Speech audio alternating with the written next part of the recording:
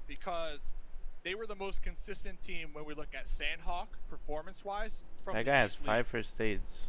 This guy's Wait, what is he doing? He gave his I first do stage understand, away yeah, they were really consistent, Navi. to go But scout. again, in the final Med days, I strat, feel bro. like Med. Wait, yeah. No, I he feel like went. the He last gave it day to was go where Navi scout. decided to really like So if he bounce back, dies, and that's where they doesn't got matter. like themselves second place in the Bingo. overall rankings. Or This proves quite a lot about individual. Navi. This speaks quite a lot about If Navi we as have well. enough But meds. I don't talk see about why Super go into Weekend days, Painan though. Navi did not Okay, really just keep deliver going as south. expected. But in the finals, Oh, they Paraboy! really did quite Paraboy! well. As Paraboy! Paraboy! Paraboy strikes in. He's the silent assassin this time. Forrest goes down from Dam 1 Gaming. Big Damson. Daddy Paraboy. Big This being the old start ball. of the Paraboy show. Like playing tennis. You know, Paraboy That is motherfucker one of the Paraboy is best tall. players, hands I down, jerk his dick in until the he game. finished. I'm sure a lot of people can agree with me. Nova Esports looking to really defend their title here. Paraboy, nice little knock. I need to go right there raid someone, with the bro. I have UMP. 138 troops. I ain't raiding shit, but like I want They to. are gonna keep that to themselves, so they're just gonna Better hold it boy, down better for boy. the time being. Better And boy, hope better boy, that baby. Papa Blue continues to bless that. Nova Puerto is Rico. still a Looking for four-man solid because placement points. Stalwart Esports also they got the north main of that current OGs. position, so we might have two titans here clash very shortly. But besides that, it's a lot of individual plays here, a lot of individual knocks erupting all over the map. And just to touch up on that RNG factor in Sonic as well, Dave. Oh, he's coming Now, back this to is it. where, He's coming this back is where, to this it. is where I'm going to throw a curveball at you. He's coming 16 back teams to in the game. 16 teams in the game. One player from each team just doing a heal battle. That means he's going to come down to RNG. Bro, hoping that maybe everybody's Plenty or giving God, that their meds hoping to that, one okay, player I'm gonna get already. top 5. Just hoping. This means it's Welcome to RNG PUBG somewhere down the Mobile. line, right? You're just hoping. All it comes down to is just a little hope. That means There ain't no it hope. is RNG. It is a There's part no of hope RNG if factor. you know how to hit the heals, man. Okay. I've seen it too Alright. many That was times. so fast. I've seen a team just go out, look for the heals, pass it off to one player. They've been practicing the heal strat for a whole year on Sandhawk. Damn, so two of them got I'm just bodied. saying, RNG, I took that, I threw it out the window on Sandhawk, and we are going to be playing only 3 Sandhawks. Sandhawk will make up 17% of the map pool here for PUBG Mobile Global Championship Grand Finals. So I feel like this map in particular can really change the tides for certain teams that haven't been performing that well. And I believe they can do that by healing for points. I'm sticking by it, Necro. You can't change my mind, man. Okay, dude. You know what? You can't. I'm just gonna give up. I'm giving You up. can't. I'm giving up. I'm just gonna let the viewers decide, and I'm just gonna let the analysts decide who are they gonna be favoring in this kind of a little debate that we're having. But yeah, Fenerbahce in the sights of Nextruya. Why is this guy Knox trying kind to of go for the separated res? out, and he's Let him also die. knocked out. Is the res gonna be possible? That's the question. If the res is not possible, Knox spawn being taken out, that means Fenerbahce only left with 2 players to work with, and in the map of Sandhawk, oh, it's gonna be quite tough to make it out alive. One last thing to mention about that. If we see a player heal this game, get solid placement points, point proven. Easy as that. I'm gonna leave it at that. We'll that's see. not how it We'll see. We'll see what happens. That's how it works. We'll see what happens late game. If we see 1 or 2 players healing and they go from like a 10th place to a 3rd place, I'm dropping the mic. I'm walking away, and you owe me a sorry in the DMs. I'm just all right. I'm gonna leave it there. I'm gonna leave it there. I'm gonna leave it there. So getting back into the game though, looks like Godlike. They did swim to the docks. They did get Wait, some where's loot, Alpha and then 7 they at? swam right back to Camp Oh. Charlie here. So On we're the waiting to mountain. see where this next zone goes. Look at the Infinity though, all the way up there. They're in there. Look at 628 as well, just taking their time in rotating inside the zone, all the way from the left side. Did not want any kind of smoke with any teams. Just playing things as safe as possible, playing for their lives. Nextruya just trying to inflict some pain on Fenerbahce. I mean, Fenerbahce are already crumbling down. They're on their knees. Nextruya just want to wipe them out of existence. Hopefully not too soon. 16 teams alive still on this Sandhawk match. 13 minutes deep. So you play for 13 minutes, you get taken out right here, right now. 0 placement points. Like, that is rough. And once when we get past the mid to late game, oh, things are going to erupt. Paraboy. Oh, driving by in the coupe. Driving by Ballsy, the bruh. coupe. Still alive. Able to avoid those sightlines by a smidge and group up with their teammates. Nextruya still pretty good in the position they found themselves in. All 4 players alive. Also have a decent compound to work with. Now, what I'm really worried for over here is going to be Fenerbahce. And somewhere down the line in the future, if the circle moves pretty close to Fenerbahce, there's no way in hell Fenerbahce aren't getting charged on. And to hold the charge, to hold down the fort, Fenerbahce just doesn't have the man number. So this is where a little bit of struggle is going to be seen from the side of Fenerbahce. And I do want to see, are they going to be going for that sneaky play? This is what Duke Machine is really known for. Or Oh my Fenerbahce God. gonna fight back? But I'm going to hold on because Stalwart Esports, they might just be caught out in the open. Bro, that guy just I agree with you on the replay? Fenerbahce is a point. beast And kind of for looking at flicking Alpha on him 7 like here, that. I'm somewhat surprised that Mafioso did take those shots because looking back at Sandhawk, Alpha 7, Talking ball their torture. team, they like to lay down the trap on Sandhawk, and what I mean by that is they snake it out. They always have one player scouting the enemy, and they wait for the enemy to get past the initial front liner, and then they all pop up and hit them from all angles. So I'm a little surprised here that Mafioso did decide to kind of spoil that element of surprise here, but we shall see if it will pay off still, because Stalwart Esports are still going to be pressured out there on the edge of the play zone, and Papa Blue is slowly closing in right now. Blue Zone, as you mentioned as well, slowly and steadily closing in. Godlike, it seems like for now they are settled inside Camp Charlie. Again, now the med strat that you really like, Dave, at this point Godlike can definitely try and go for that if they have enough amount of meds. We'll see. You keep bringing up the med trap, man. I'm telling you, I'm right. Don't worry about it.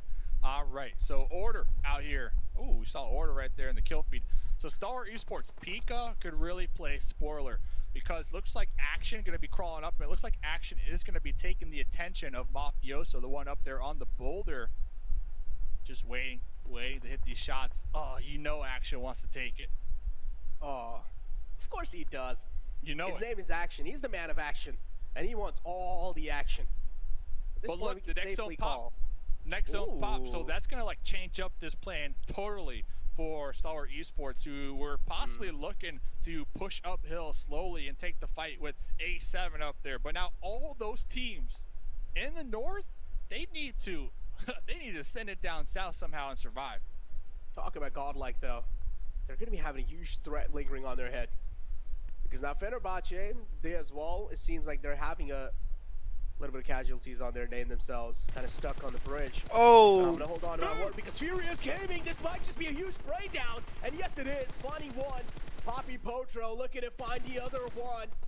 And I just like the trigger discipline from the side of Furious Gaming to let them settle inside the vehicle. And when they found the right moment to strike, they did. Very questionable play from S2G. Oh, Squad auto throw mates- nade, bro. Oh, 4 squad mates in a Ronnie. I know the next zone was somewhat shifted far from them here. What is up, guys? Welcome back to our episode when we're in a Ronnie. They definitely Today, opened I up just got some themselves sauce. to getting exploded on the West. complete E-limb. But Poppy Pocho right there, I believe getting 2 confirmed, so that was beautiful. Oh man, fights happening all across the board, including another fight panning out between Infinity and Na'Vi. Another huge fight. Jack, Kitten, the how's only your- man left alive in that you having- fight. But for now, we need to cover this one. 6-8. Man being found. What'd you the other say, man is Six? just inside Are you the having a house, trying to wonderful play day things today, a little Jagger? safe, I trying to just play woke for his up, life. so yes. He's scared. That is amazing, to his Jagger. death. That's They would gotta see fantastic. They have a Up huge top. high ground Bonker. on top of the players of 6-8. Amazing. Oh, Absolutely you talked about fantastical. Godlike, they continue to be Fantastical. favored in these zones. That is And exactly what they Narc is need. probably gonna win The this thing match. is, we still have 15 Oh my teams God, they left alive, so Paraboy? they're not out of the thick of it Jimmy as and of Order right went to now. zone? 0 points that they can Terrible take out right mistake. now. But I would have the taken Galaxy, Paraboy with me. hot off the press from last game, they almost got that winner chicken dinner. Regardless, you got second place with a ton of kills. Let's see if they can continue on with that momentum, because right now they're trying to keep out 6-8. Ooh, and they are able to do so successfully. 6-8. Man being found, knocked out. Unfortunate outing for 6-8. Again, I do want to see what the final man is doing for 6-8. I'm Dude, pretty imagine sure he leaving might Paraboy. just be going That's for the just- heel battle. You're just asking A lot him of to that sense. point. Yeah, he's all the way down south. It's Yu Yang. Oh, they went to the He's taking water. a sweet little time to rotate inside the zone. I'm pretty sure he's going to be meting himself back up. But Nova Paraboy being found. A huge man being taken out. And that's a legendary kill. Yeah, it looks like Paraboy kind of decided to stay. Bro, in look the at this. back Everybody's lines just to medding make outside of sure that zone. their teammates can securely reposition Competitive themselves forward, map, and by Jimmy the both way. in vehicles trying to get Competitive into map. this new circle. I ENG believe actually Jimmy hugging that chilling. coastline might even be Bro, look at this. snakes They're all right fighting now, inside trying to of avoid blue. those sidelines from next Ria. Oh, so no. we shall see So if they can stupid. continue to survive here. 12 teams to go. Yeah. Jimmy, I like that spot as long as they're not going to be spotted. As you mentioned, Jimmy's spot definitely pretty There's good. 4 teams that aren't outside But of again, blue zone right as now. long as he's not being Out of the spotted. 12 And that are also at alive? the same time, he'll need I to don't leave know, the bro. spot Like, anytime I'm soon. looking at the It right shows side and us, everything is just Wall of death blinking. is moving right Yeah, behind him. I'm pretty sure if And it's he needs to blinking, it make means they're sure that outside. he's Yeah, making his mark inside it the zone does. as quick as possible, because next Ria will 100% would want to try and hold him off and pay. So Jimmy, he needs to make his mark inside the zone.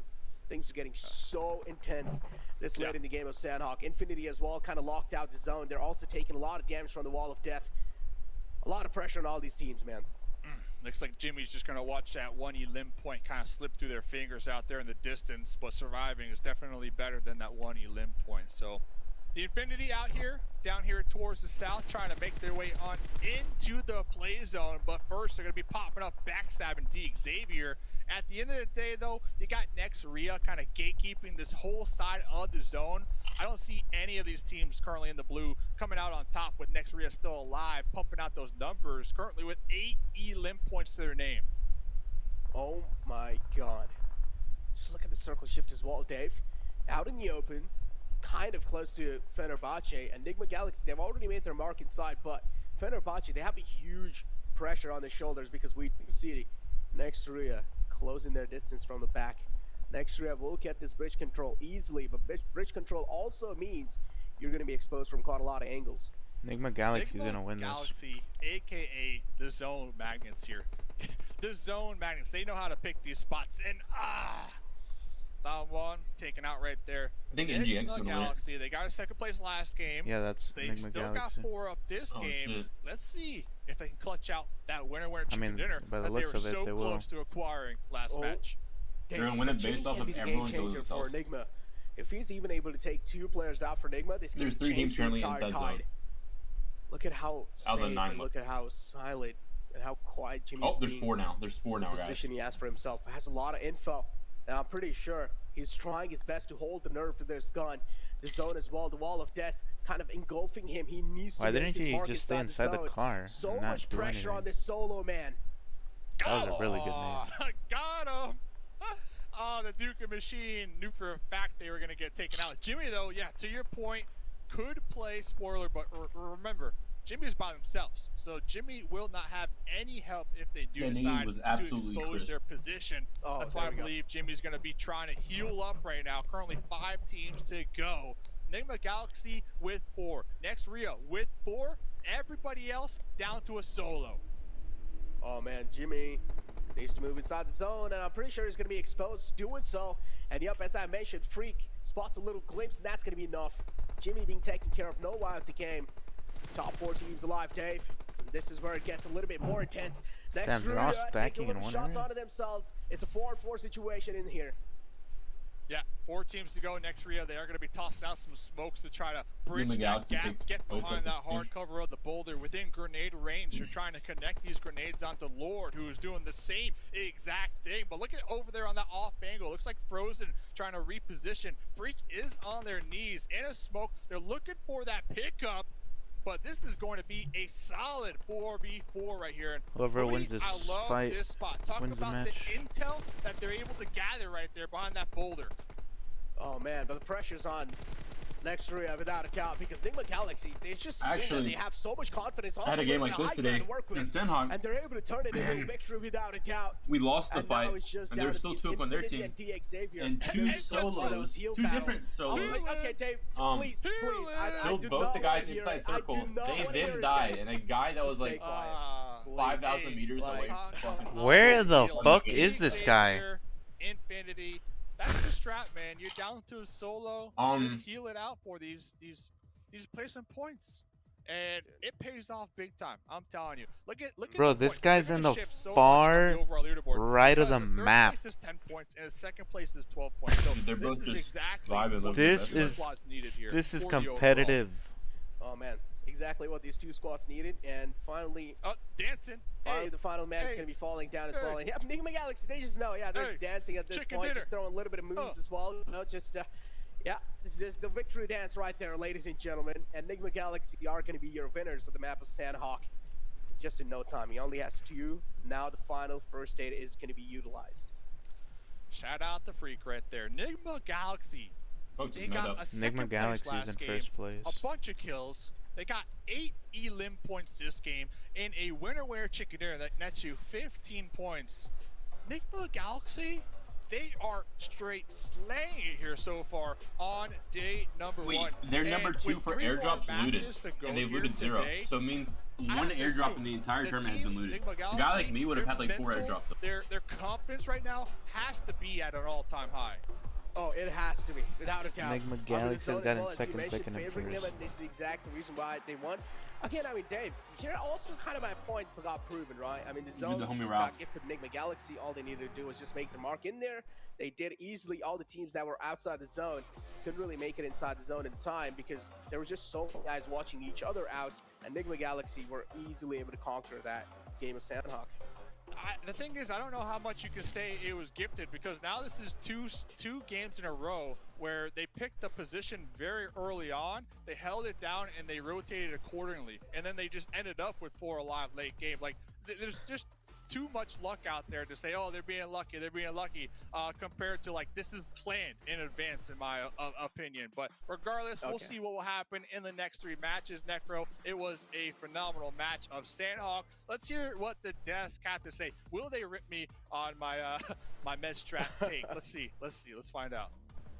Mustache Dave, I can never rip you. Thank you, two gentlemen, for putting on a phenomenal cast, actually. Phenomenal match, phenomenal casting done by you two gentlemen. Enigma Galaxy being phenomenal over the course of this entire event so far. I don't know if it's just Mustache Dave and Necro luck, but Enigma Galaxy 7, I believe you said second place game 1, second place game 2, chicken dinner game 3. Is this the team with the region, as Max said, has been the most improved this last year, who's going to take home $1.5 million? It definitely has. I mean, remember last year, PMGC, right? We had Zeus, came out of nowhere. This could be it with Enigma Galaxy as well. And not only just the second place, I'm also very impressed at the amount of ilims they've been able to get. On the first match, they were only able to get just 1 ilim, but then on the second match, they were able to improve so much and being able to get 9 ilims. And in this last one, 8 ilims as well. I think that improvement is huge. Yeah, I think that was the main issue I had actually with Enigma Galaxy in the past, is they would not be fragging out, getting those eliminations consistently, but here they actually, I think they saw that circle at the end, like, wait, it actually came our way. Like, we're not used to this, we're actually in the circle in Sandhawk, what's going on right now? Yeah. And they just fragged out, they made sure that Next Rio were not able to push in that game, but also Next Rio had a great game, but unable to make it happen because like that 11 push, elims. yeah, I think it was, but that push was so hard, and Next Rio just unfortunately got completely shut down by that push from Enigma, so Enigma played it so well at the end. Yeah, and I think they kind of showed us some depth in their play, right? Every time on Sandhawk, I feel like they always played heel off. They always like, Aruf, take all of our first aids, go out the blue, we'll see you later, we'll see you next match.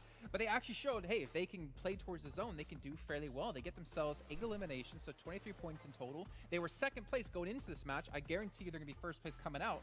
But also, next Rio, as you mentioned, Max, 11 eliminations, but also Infinity. Again, showing how consistent they can be on a map like Sandhawk. Yeah, they were playing on the eastern side of the bridge, of course, that circle. At the very end, I think it was phase 8 that went over to the western side in favor, of course, of Enigma Galaxy, as you saw in that game. So they just understood, okay, we're not going to make that cross happen because we're not going to have that third party. It's not going to work out. Give all the first aids over to Godlike and heal off. I think he had maybe like around 10 first aids towards the end of that game, but they were still trying to get those eliminations early on. Was a little bit lackluster in terms of eliminations, but still able to get a top 3. Talked about it earlier, right, Jason, how they can consistently make into the podium finish is because of their adaptability. No matter if they have to go aggressive or heal off, they are going to go for the right play 99% of the time. And team that definitely got some points that needed it was for Rivals. They ended up, I believe, with 7 points, and it ended up being 6 out of those points were ilim. So I think that's huge for them. It's definitely gonna kind of break off that downslope that they were on. And another thing, as we are seeing the MVP right here, Nihad. Can we talk about, Max, the hot drop that we were hyping up for the longest time, and just how correct Jason was as telling us it wasn't gonna happen? I'm the analyst now.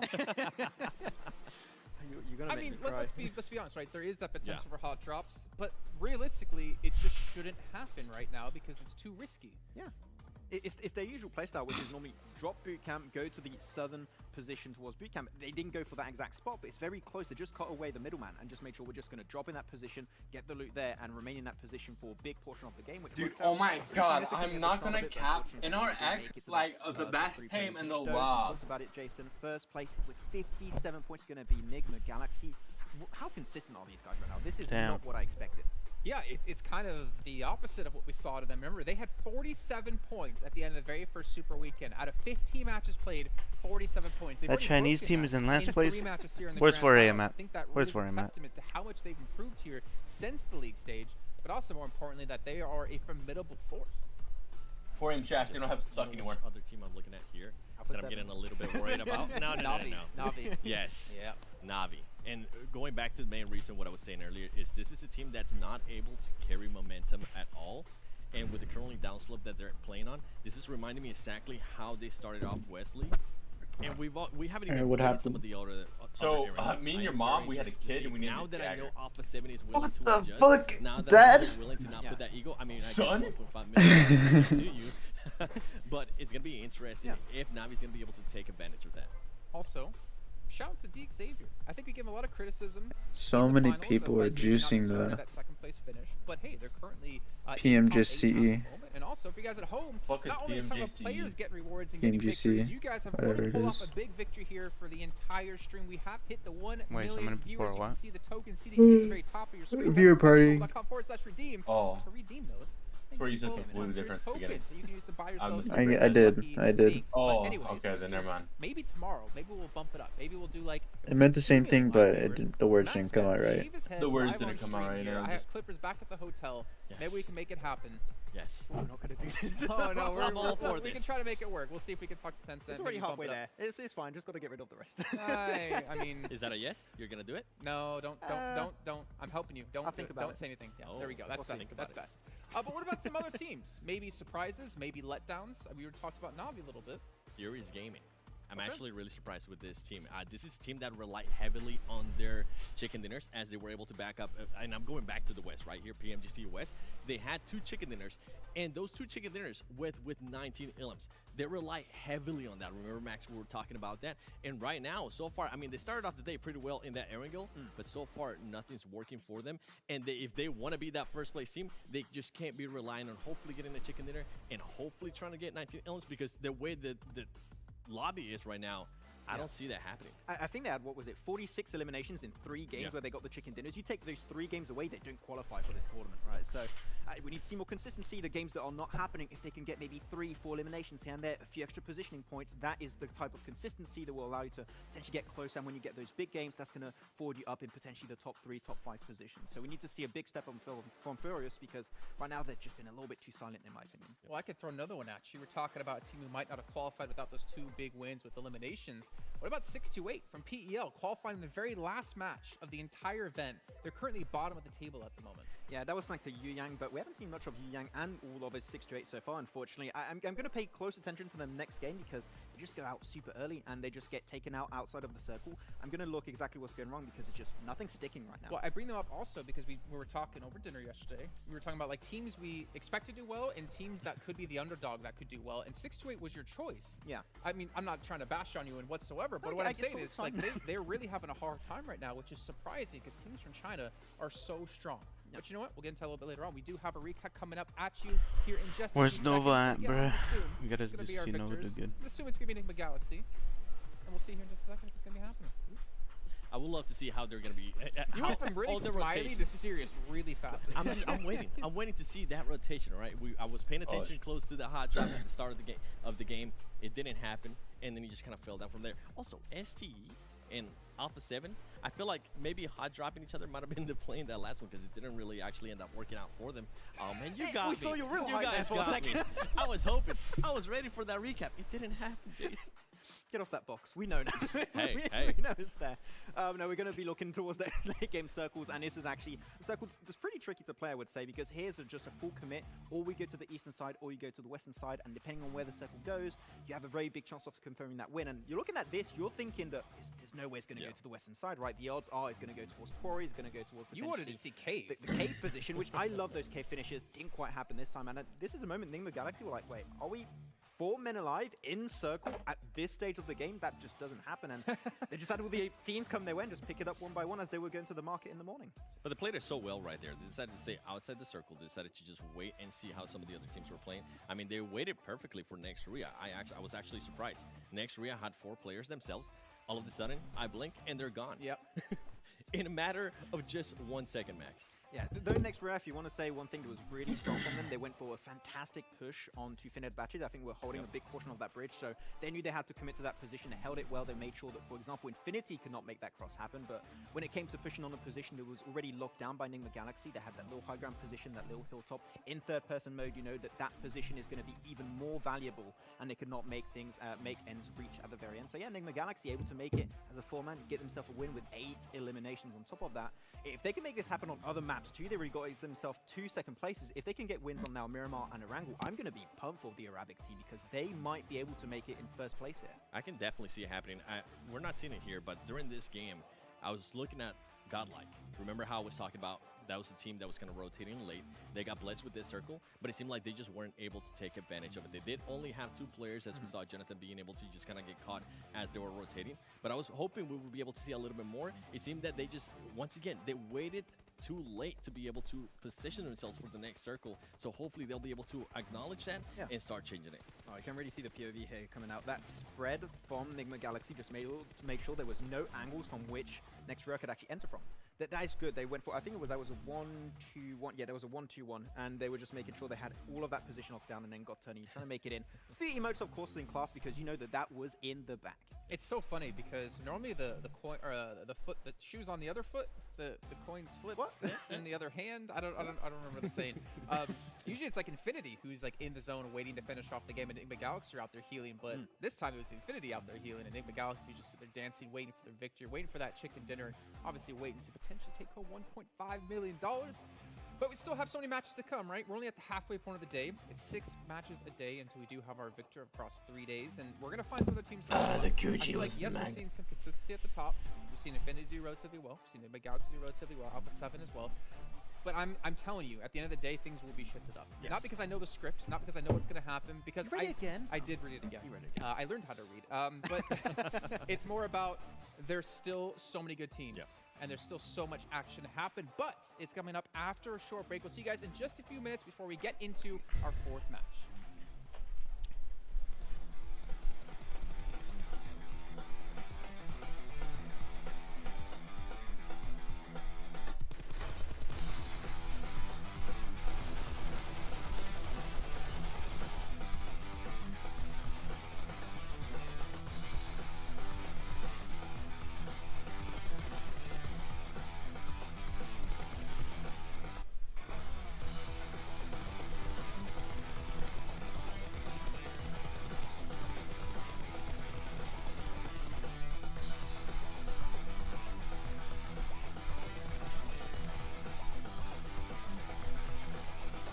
What? How are they gonna show that one? He's not even peeking.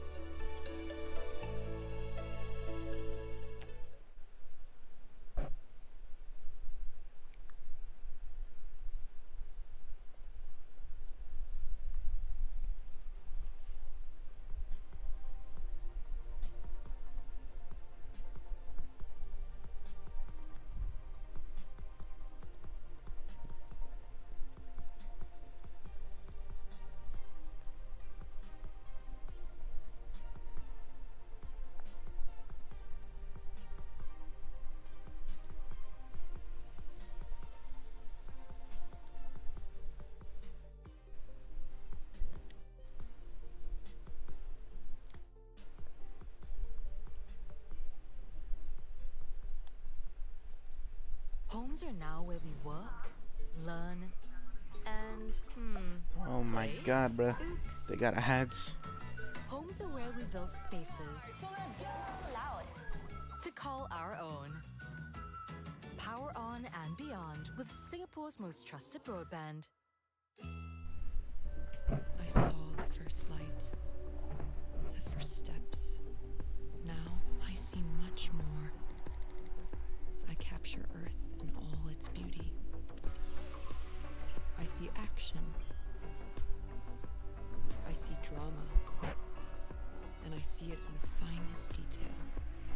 Moments of inspiration. And the first steps. I am the 1+9. Welcome back, everyone, here for some more PUBG Mobile action. We are halfway done with our day, but not halfway done with the event. So don't worry, you didn't miss out on too much. And if you did, it doesn't matter. You can hit the rewind button. You can go back and watch it yourselves and recap what happened throughout the day before we get into our second day of play, which is still coming up. When, Max? Tomorrow? Okay. I wasn't sure if you were listening. I'm glad. I was a little bit nervous, and I think I saw a look in your eyes like, oh god, what did he just ask me? Like 1 + 1, 2, tomorrow. Yeah. Well, we do have ENG coming up next, so we can see here a quick little recap of our highest damage dealers in the last match. But you actually see, I mean, you have Z-God in there coming in from Godlike, you have Nihat coming in from Nexruya, you have no one from Enigma Galaxy actually there, even though they had 8 eliminations. Because they wanted to play the blue. That's the thing. They wanted to play the blue, but the things did not go as planned for them, and it's fine. It worked out great. They had 4 players, got themselves a chicken dinner, exactly what you want to see. Though we didn't talk too much about Godlike in this game, I like the initiative to try and go for Camp Charlie. It's not positioned as super common to play early on, right? And you saw the circle continuously going down south towards that cave position, which I hoped you would have gone. Unfortunately, it didn't quite towards the end, but they lost 2 players early on, but it was a good idea. It's a position that they took a risk, and it almost paid off. I would like to continue to see the changes, though. Yeah. This is really interesting. You can see like the breakdown of points actually between the teams. I mean, Enigma Galaxy, they have a lot of placements and not a lot of eliminations here. I think it was only 19, but 19 actually, to be fair, is still a ton. But anyways, you guys at home who are watching, when you watch PMGC, you know every single time we get to the grand finals, we have a lovely little video and an announcement of what's coming up in this next year. We have James Yang yet again coming in, the director of PUBG Mobile Global Esports, to tell us what's in store here for 2022. We had our predictions of what the prize pool is going to be. We'll see which one's going to be right as we take a look at this. Popular fans across the world. I'm James Yang, the director of PUBG Mobile Global Esports. Oh, it's this guy again.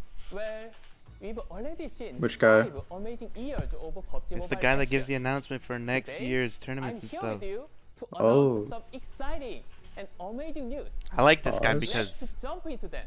he tells us what's From coming. 2018 to 2021, we have continued to build the Blah, blah, blah, PUBG blah. I Mobile wanna hear Global this. Esports ecosystem. Let's see what's happening In next year. 2021, we started 7 new pro leagues to cover all regions globally, and also started PMGC 2021. The overall ecosystem building is completed. So I can say PUBG Mobile Esports 1.0 is done. Now it's a time to move on to the next phase. This year, we start PUBG Mobile Esports 2.0. The goal of 2.0 is to make this ecosystem pyramid bigger and stronger. The first step in 2022 is to enhance the local regional layer for amateur and semi-pro to be more solid foundation. With a stable base, the structure cannot grow, as you know. There are many changes and upgrades, and you can find the details in our upcoming news and posts. But the key change is from our previous format of PMCO to PMPL twice per year to PMNC and regional cups to PMPL once per year. Various tournaments, including PMCO, PMCC, and even major third-party events, I don't know will what have any of this qualifying means. slots for the relevant PMNC in 11 countries and regional cups in 8 regions. PMC This and is the PMCO. overall esports schedule in 2022.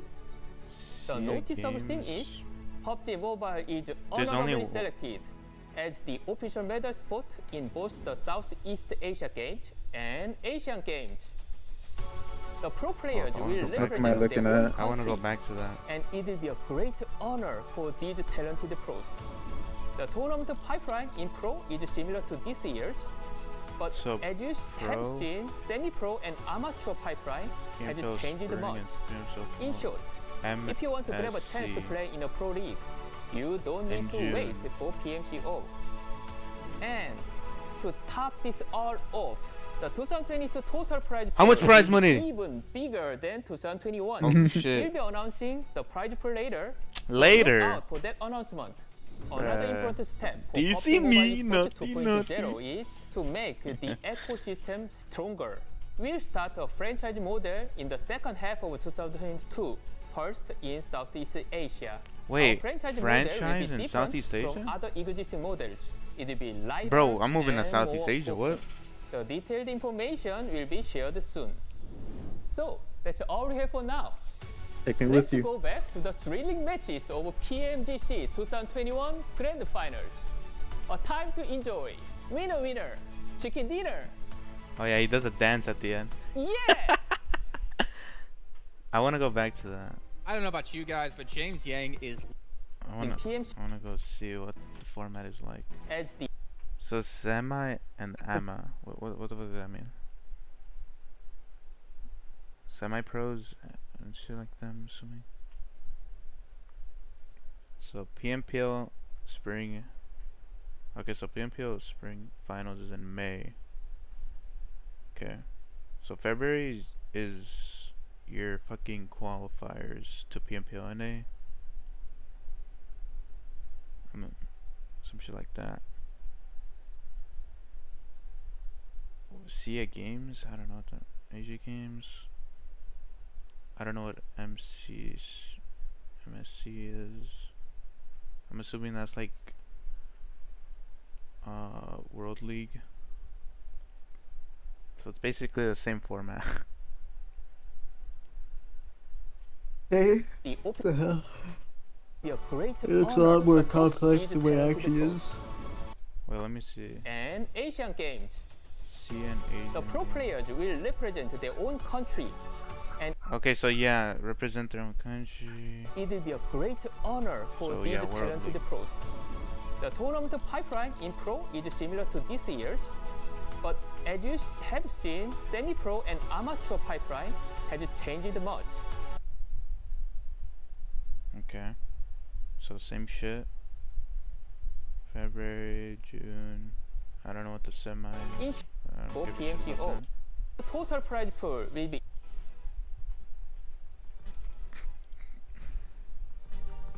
I don't know about you guys, but James Yang is looking ripped. Oh my god, I need to get like his personal trainer, his workout plan, his diet plan, because he is looking strong as hell. But also, we saw the prize pool is gonna be bigger.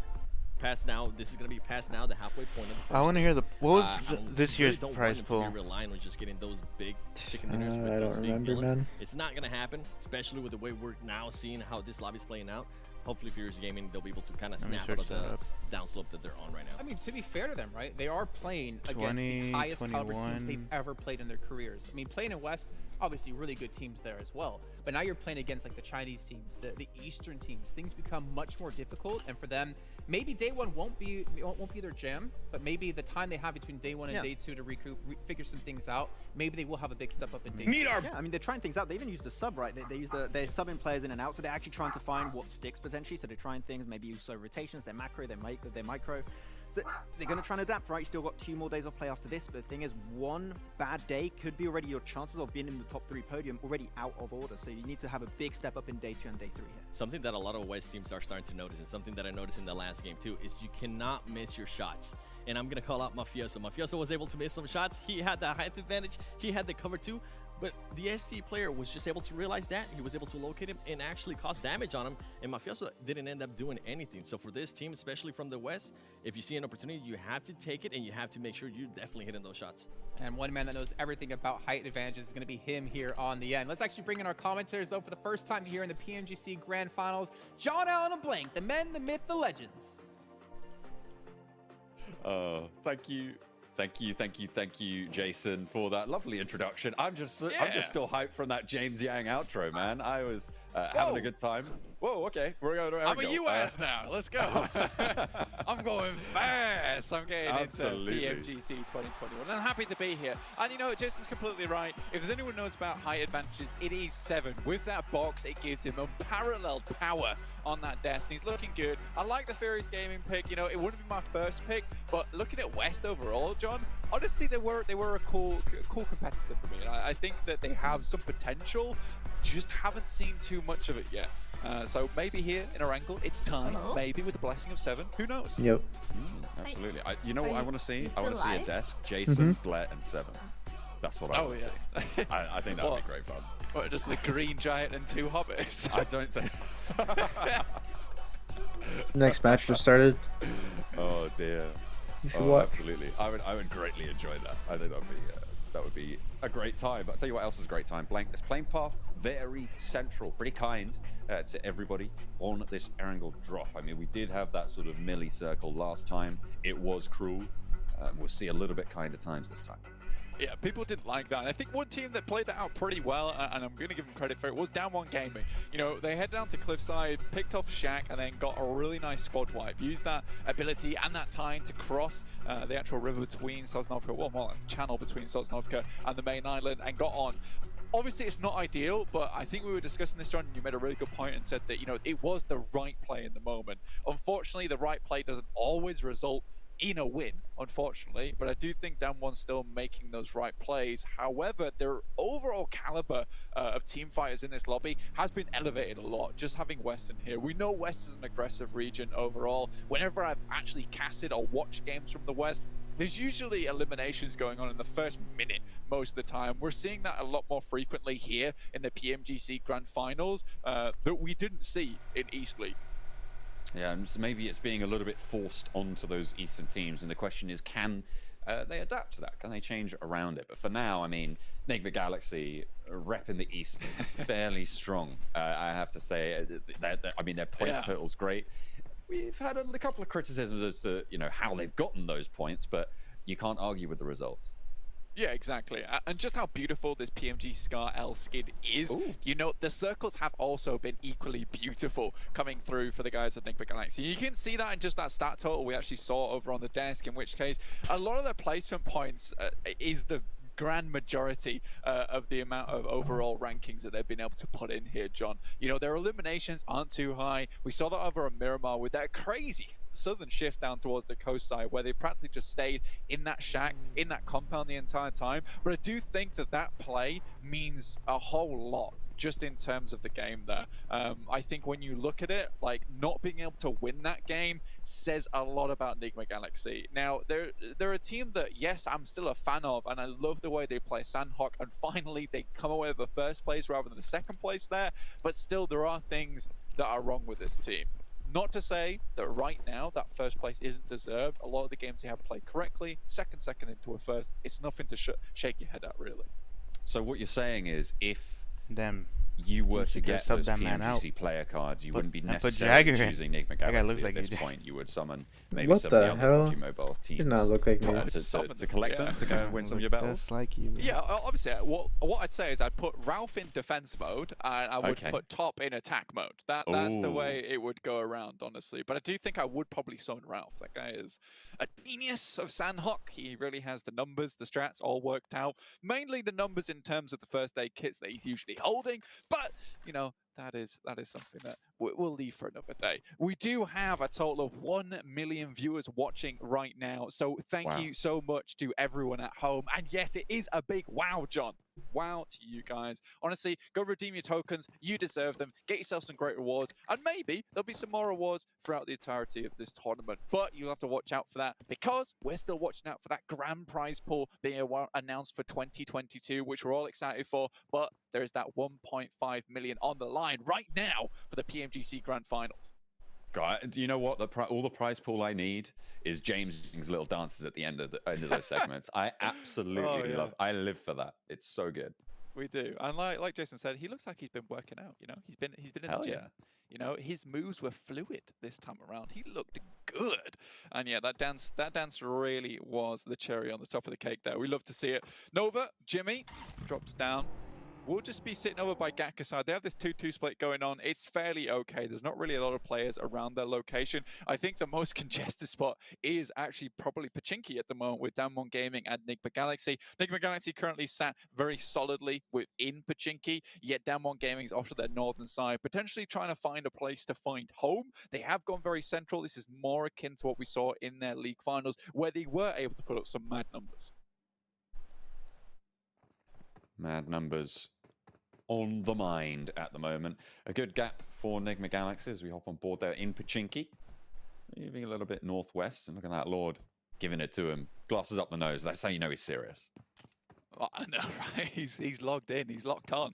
Doesn't have his glasses in game, though. Doesn't need them with the phone that close to his face, you know. That's fine. We don't need that. He's not going to go for that eye damage. He doesn't need the glasses getting in the way. And realistically, he just needs them to see far, far away. And right now, victory is close to his future. As we can see right now, with the points currently on screen, 57. First Bro, look place, how he's second holding place, his phone. 39. Good stuff. But What Nick the McGuinness, hell? again, Fuck. cannot fault them. But this next Ryu is really kind of like that wild card. That's for me like because they came out 6 firing fingers on right all there. cylinders in that finals for West. I'm joking. That's but a their league 3-finger play just, it claw. wasn't really I mean, all 5-finger. that astonishing, to be honest with you. But they do look like a It good looks team so to me. I'm uncomfortable. still rooting It for them. I really think is they found some uncomfortable. very good positions with the map and the circles so far.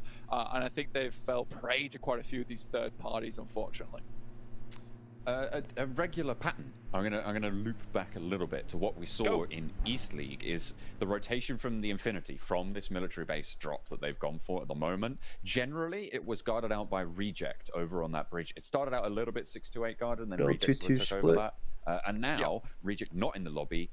S2G are in the way, but they might not be guarding it in the same sort of fortitude as we saw from Reject. So it might make the Infinity's games a little bit easier here on ENG.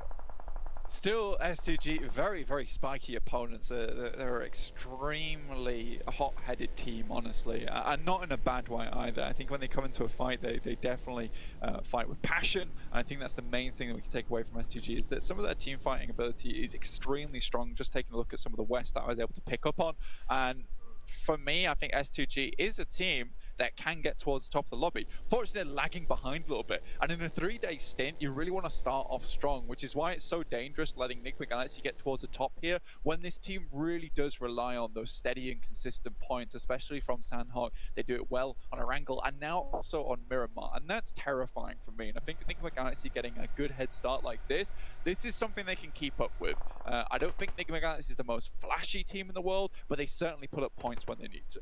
Absolutely. I mean, they're on 50 set. That's almost a 20-point average, right? Coming from 3 games. A phenomenal start to proceedings. But that is subject to future variance as well, right? It's likely that they're going to see some 1, 2, 3-point games over the course of this 18-game set. And we'll have to see when that starts to come through, because the later that happens, the less likely that it is to happen, right? As soon as you lock in those big points totals, it gets less likely that you're going to drop off on that variance.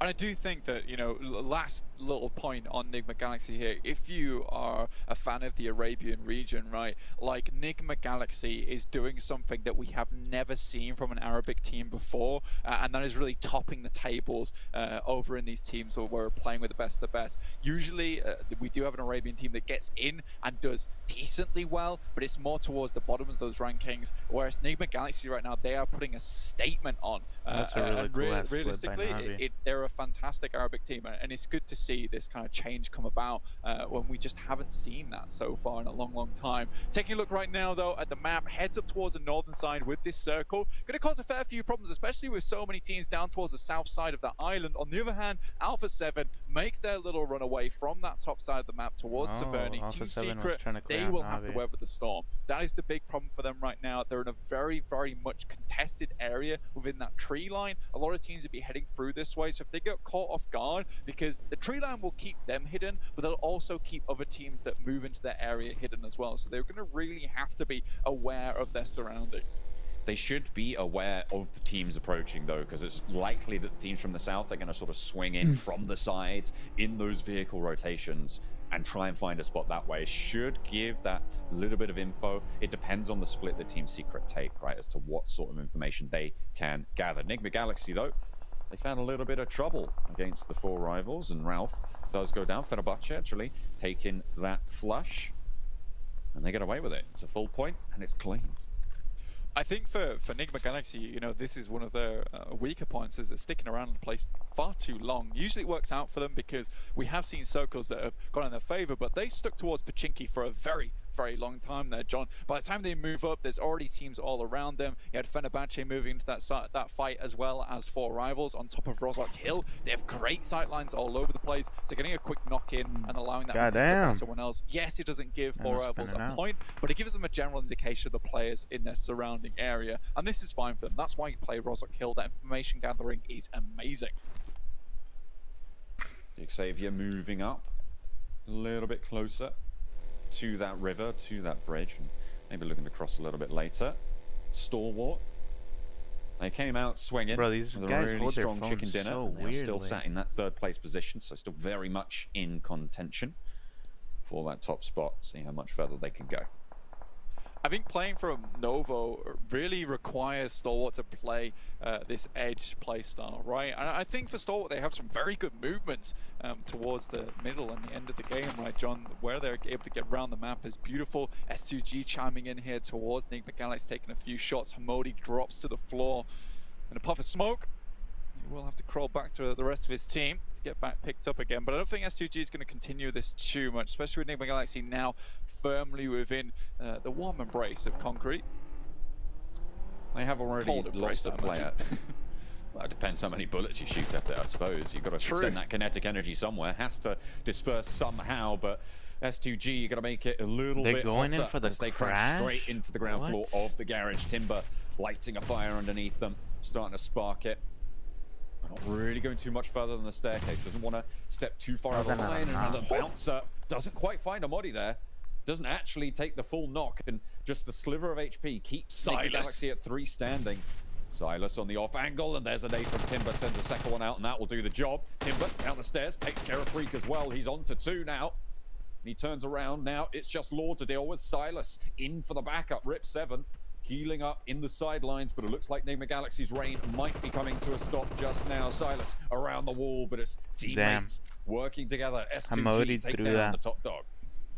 Really well played to S2G there. You know, we were talking about them earlier, just this passionate team full of fire, and that's what we like to see from her. They could certainly take these compound finishes. You know, back when we saw a fair few of these players on Class Digital Athletics, you know, their compound play was unrivaled a lot of times, and I think it was those off angles that looked so good, specifically from Silas, and he makes it look easy there. And regardless of what happened in that fight, Silas would have been able to pick up the pieces. So very good setup coming through from S2G, and that'll halt Enigma Galaxy. Now, this is a really big opening now for Stalwart. You see them on your screen. They're moving across Yaz West Bridge, so they're beginning over towards the top side of this circle. But with so much river in this, so much awkward landmass to play around with, you know, Stalwart's victory, or at least their path towards it, to try and jump above Enigma Galaxy, might be a little bit tougher than they might have hoped for. 2 players from 628 crashing into 2 from Na'Vi, not all regrouped just yet. Potential to find that regroup, but it's Tixie and Matic in the compound. Sunan get knocked there and will get flushed. That's another elimination, and backup arrives for Na'Vi as Matic does get traded. 628 looking to get this backup in as well as this fight devolves into an all-out bloodthirst. Yu Yang around the side challenges Tixie and wins that one. Dao Shi up on the top as well, looking to potentially push down. Get the backup against this Na'Vi squad. The nade from Meku pops in through and under the stairs. Dao Shi is going to go straight on up and get out of dodge for there. It was very dangerous from Dao Shi there. I mean, just careening past that grenade. Could have gone off at any moment. Godlike starting to look towards this fight as well. They hear the fighting, they hear the gunshots. They're ready to pick up a few points on the back of this one. Sat down in 14th place with only 9 points total. Beautiful nade comes through from Yu Yang. Will start this fight off anew for them. Meku now, I think, last standing for Na'Vi. All 4 of them are alive, but with only 1 gun in action, it's going to be tricky to hold this off with Godlike in the wings as well. It's all to play for. 628 equally unlucky, but they still have 2 guns in the fight. As Meku reposition, wants to get some backup, but looks for the spite instead and falls on down Na'Vi. Really struggling to stay alive here, but there's the flush, and it's good. Kitsune now last standing for Na'Vi. Daoshi, final member, and Godlike, this is go time for them. This is a perfect third party coming through from these experienced players from India. Yu Yang up top side, very low here. Daoshi, similarly in an awkward position, just has to play on the top. Kitsune though finds one, looks for another, close the door on him. And it will get broken, will get bursted. Clutch God able to get that knock. Jonathan, Rezable here as well. 6-8 still on their island on the stairs, looking for the reses, and they will be able to put two of them back standing tall here against the crash from Godlike. All four of them are alive, but looking for those reses. Still the nade up top, and it's good for one. Does a lot of damage, forces the jump over the side for Daoshi, and there's a fade away, and it's a team nade, miscommunication. Daoshi finds a second as well, and against Godlike, they're standing up. One more might just be able to do it. Daoshi with a drop shot, but it can't quite close down the push from Godlike, and the Indian players are gonna be able to wipe out with a beautiful third party. What should have been easy though, John, turns into one knock and one elimination for Godlike, which is not what they were prepared for, what they wanted at all. So on the other hand, they're moving over the top side of the map. Fortunately, Revo managed to find at least one knock there. I believe they might have got a flush through as well. Yes, they did. So now Stalwart only down to 3 players. On our screen, it is Furious Gaming versus Fenerbahce. Fenerbahce, he steps right into the firing line of Tiger Zin. Furious Gaming, they're able to find that knock pretty easily here. In comes a potential third party for DXavier, or are they just going to try and get ahead of the game and move in towards Rozhok? Rabbiz swiftly just shifts went into back reverse into there, the gets water. back in the lake.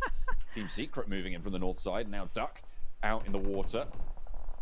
Gonna have to sit on that one, but Fenerbahce now under pressure from Team Secret, and I think this is where they crumble.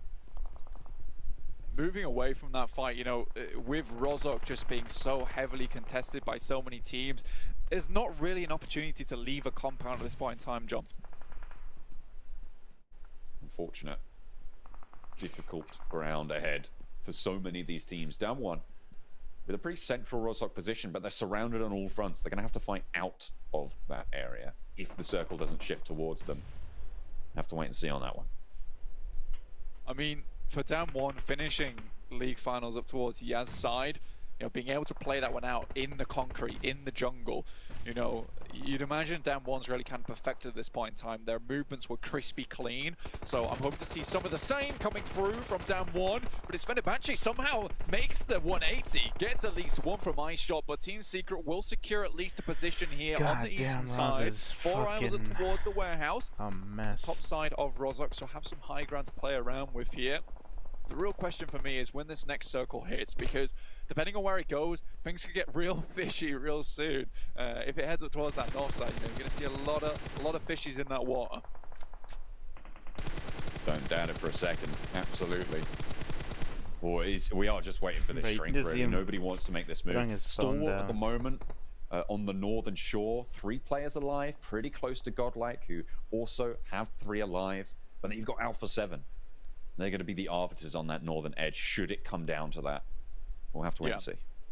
This is a winning position here for Alpha 7. You can't quite see it on your screen right now, but they're off to that northern side, that northern coast, and they can play downwards from here and just pick up parties that are trying to move across the bridge, across the water. So yeah, it really, really all does depend on this, because Alpha 7, yes, they couldn't get into Rozhok, but they try to go for a gamble here. Unfortunately, does not pay off as we see the circle hit down towards that south side. A little bit more awkward, but it does see some teams safe. Down one Gaming, S2G, 4 rivals. We're going to be seeing that shift come up on screens in just a second there.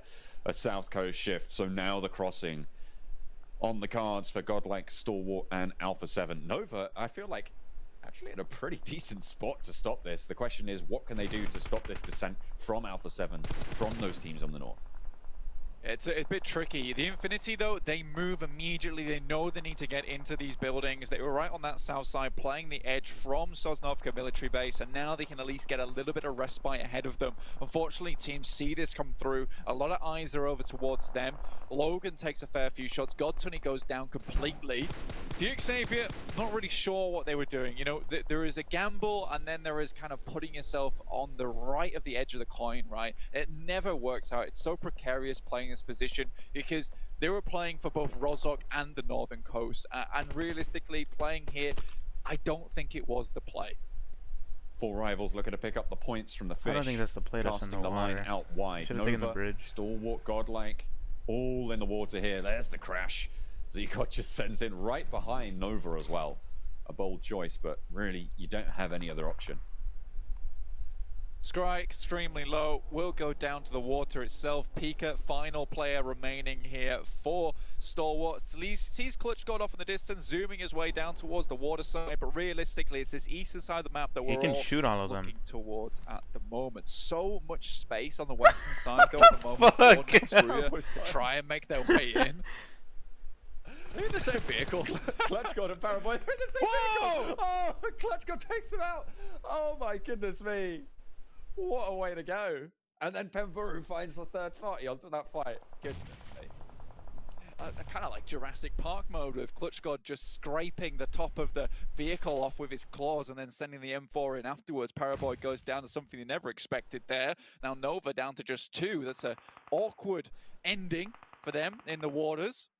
Down 1 though, still sitting strong. Team Secret trying to make their way up the building, but it is uphill, and Down 1 will know it's coming for the time being. Like I said, Down 1 get DXAV kind of playing the game of having your cake and also eating it, right? So we'll see what can get done here. Right now, they are able to hold off Furious Gaming, who are really struggling on this eastern side with the help of Team Secret sending a few shots their way too. A lot of nades being traded now. Dixavia suffering. I'm looking next to Ruya's position right now and thinking they're on the outside of this town. If the circle shifts out to the west, they might just be quids in, but they'll have to hope for that shift to come on through. Everybody duking it out now. Team Secret, this core against Down 1 Gaming. This could be the decider for a really strong team position. Yeah, this is an elevated position on the map, and we'll see where this next circle goes. Does head over towards Down 1 Gaming's position, but Jumper's making it work at the time being. They've found their way into the building. Forrest tries to go off against a few. Now Fabian remaining on the ground floor. Song comes in too to try and help out a little bit, and Team Secret crumbling. Excellent crossfire set up there from Forrest and Fabian. Sung on the backup, as you say, and Jumper left out in the cold. The res is possible for Down 1 Gaming, and they might just be able to hold on to this position. Eye shots pretty much a goner here. Not much you can do, as Forrest looking to get res as well. Oh dear me, what just happened there? Nice Molotov from Jumper, takes down 2 at least. It trickles down from the stairway, the fires like lava. They are going to burn away. And now there's 3 players alive for Down 1. How much more does Jumper have left in the tank? Genie suppressing those angles, stopping those cheeky little shots. Godlike eliminated in the meantime. On the eastern side of the circle, it's still a bloodbath. Jumper left, last player alive as Nova go down on that shoreline. Stalwart still in it, and Alpha 7, the only team to make a clean crossing. Well, I say clean, 2 of them have gone down already, Blank. Massive surprise from Pika to be able to make his way across the river there, all the way on that northern side. Alpha 7, like you say, trying to make their way in, but that with man only was 2, shivering at too feet. likely. 4 rivals still holding down this warehouse position. Nice elevated ground for them to play from. 2 spots that they're holding, slightly dangerous if they take a couple of knocks, but I don't think they're in any danger as of yet. Jumper still under pressure from Down 1, the last player from Team Secret. Oh my god, this is a 3-piece. He lines them up. The shooting gallery only gets 1, and it's not good enough. The res can come through. Sung able to see to that. Down 1 keep on trucking with 3. Still really well played to Down 1 there. They know they're right on the eastern edge of this circle, so clearing out any insurgents in that area is extremely important to them. Now they can play from that eastern side guy was about to very nade him. safely, dear me. He played ball with the top of the ridge there. It wasn't great. Yeah, I feel like in a fight with a brick wall, it's very difficult to win in general. Yeah, true. Carrillo, last player for Alpha 7 though, as his teammate gets swept up. Pika on the off angle needs to be maybe worried about that as well. But Pika doesn't want to make a peep. Wow, Pika made it through. Yeah, this game is extremely important. Already in 7th place. That's Stalwart sat in 3rd at the moment. Every point counts right now. Remember, this is a sprint in the grand finals. Carrillo almost finds 2 there. 4 rivals left, a little bit bad for worse for wear, but it says 2G going against next Ruya. Next Ruya, they are suffering, but all 4 of them are alive. 2 knocks go their way, but S2G lose 2 players full. A flush comes on out, and this, as you can see on the right side of your screen, Next Ruya, a team that is vying for that top spot. The longer they go on, the more Enigma Galaxy have to worry. Going out early, not good for them in this game. Not at all. 4 limbs right now for S2G. Next Ruya sending some nades into that building. Problem is, Next Ruya is out of the circle. So S2G kind of have priority here, and the fight has to come to them. Down 1, still extremely happy at this spot that they've managed to nick. Obviously, they're down to 3 players, not the best in the world. The Infinity somehow able to scrape their way through. Still, they're playing an uphill battle. See how far they can go. Still, for Down 1 Gaming, it's one of those tricky things of taking a fight with a 4-man team. They've got the smokes out, but it doesn't look like there's many meds on board for the Infinity, or at least all the boosters are gone. Oh, they heard him. Not in action. Infinity nading over towards Down 1. Trying to bombard, and in goes Next Ruya, and it's just easy pickets for them. Look at that. S2G down and out. 4 rivals. Ooh, go a little bit too low over on that north side, but they will be able to deal with Stalwart down to 4. Ormond knows his hand. One of the biggest damage dealers coming through from the east, and he's got one of the biggest damaging guns in the game. Just kept snaking. See what he can get done with it. I do think that Down 1 has a nice clean sweep on that eastern side, though, to look across here. Right, Infinity very much out in the open. It just depends how aggressive do Down 1 Gaming want to be. There are still nades been sent over to their position, so you would have thought that Down 1's going to play it a little bit cooler. 4 rivals, though. It's been a long time coming. And it's sad that Max hasn't predicted them for a chicken dinner. Didn't get a single one in the East League, and now they're looking for one here. Whoa, in the Grand Finals. I mean, what a place to do it as well. 4 rivals Wait, for the crash. they use All that 4 car of to them get survive out? it. They will weather that first phase of the fight, but now is the hour that they will start to struggle. And there you go, the knocks start to come through thick and fast onto the team. Now 2 players standing as the building being held out effectively by Next Ruya, with the third parties from Down 1 and the Infinity all looking this way. 4 rivals burning on up, and blank, I don't think Max would have wanted to predict them now.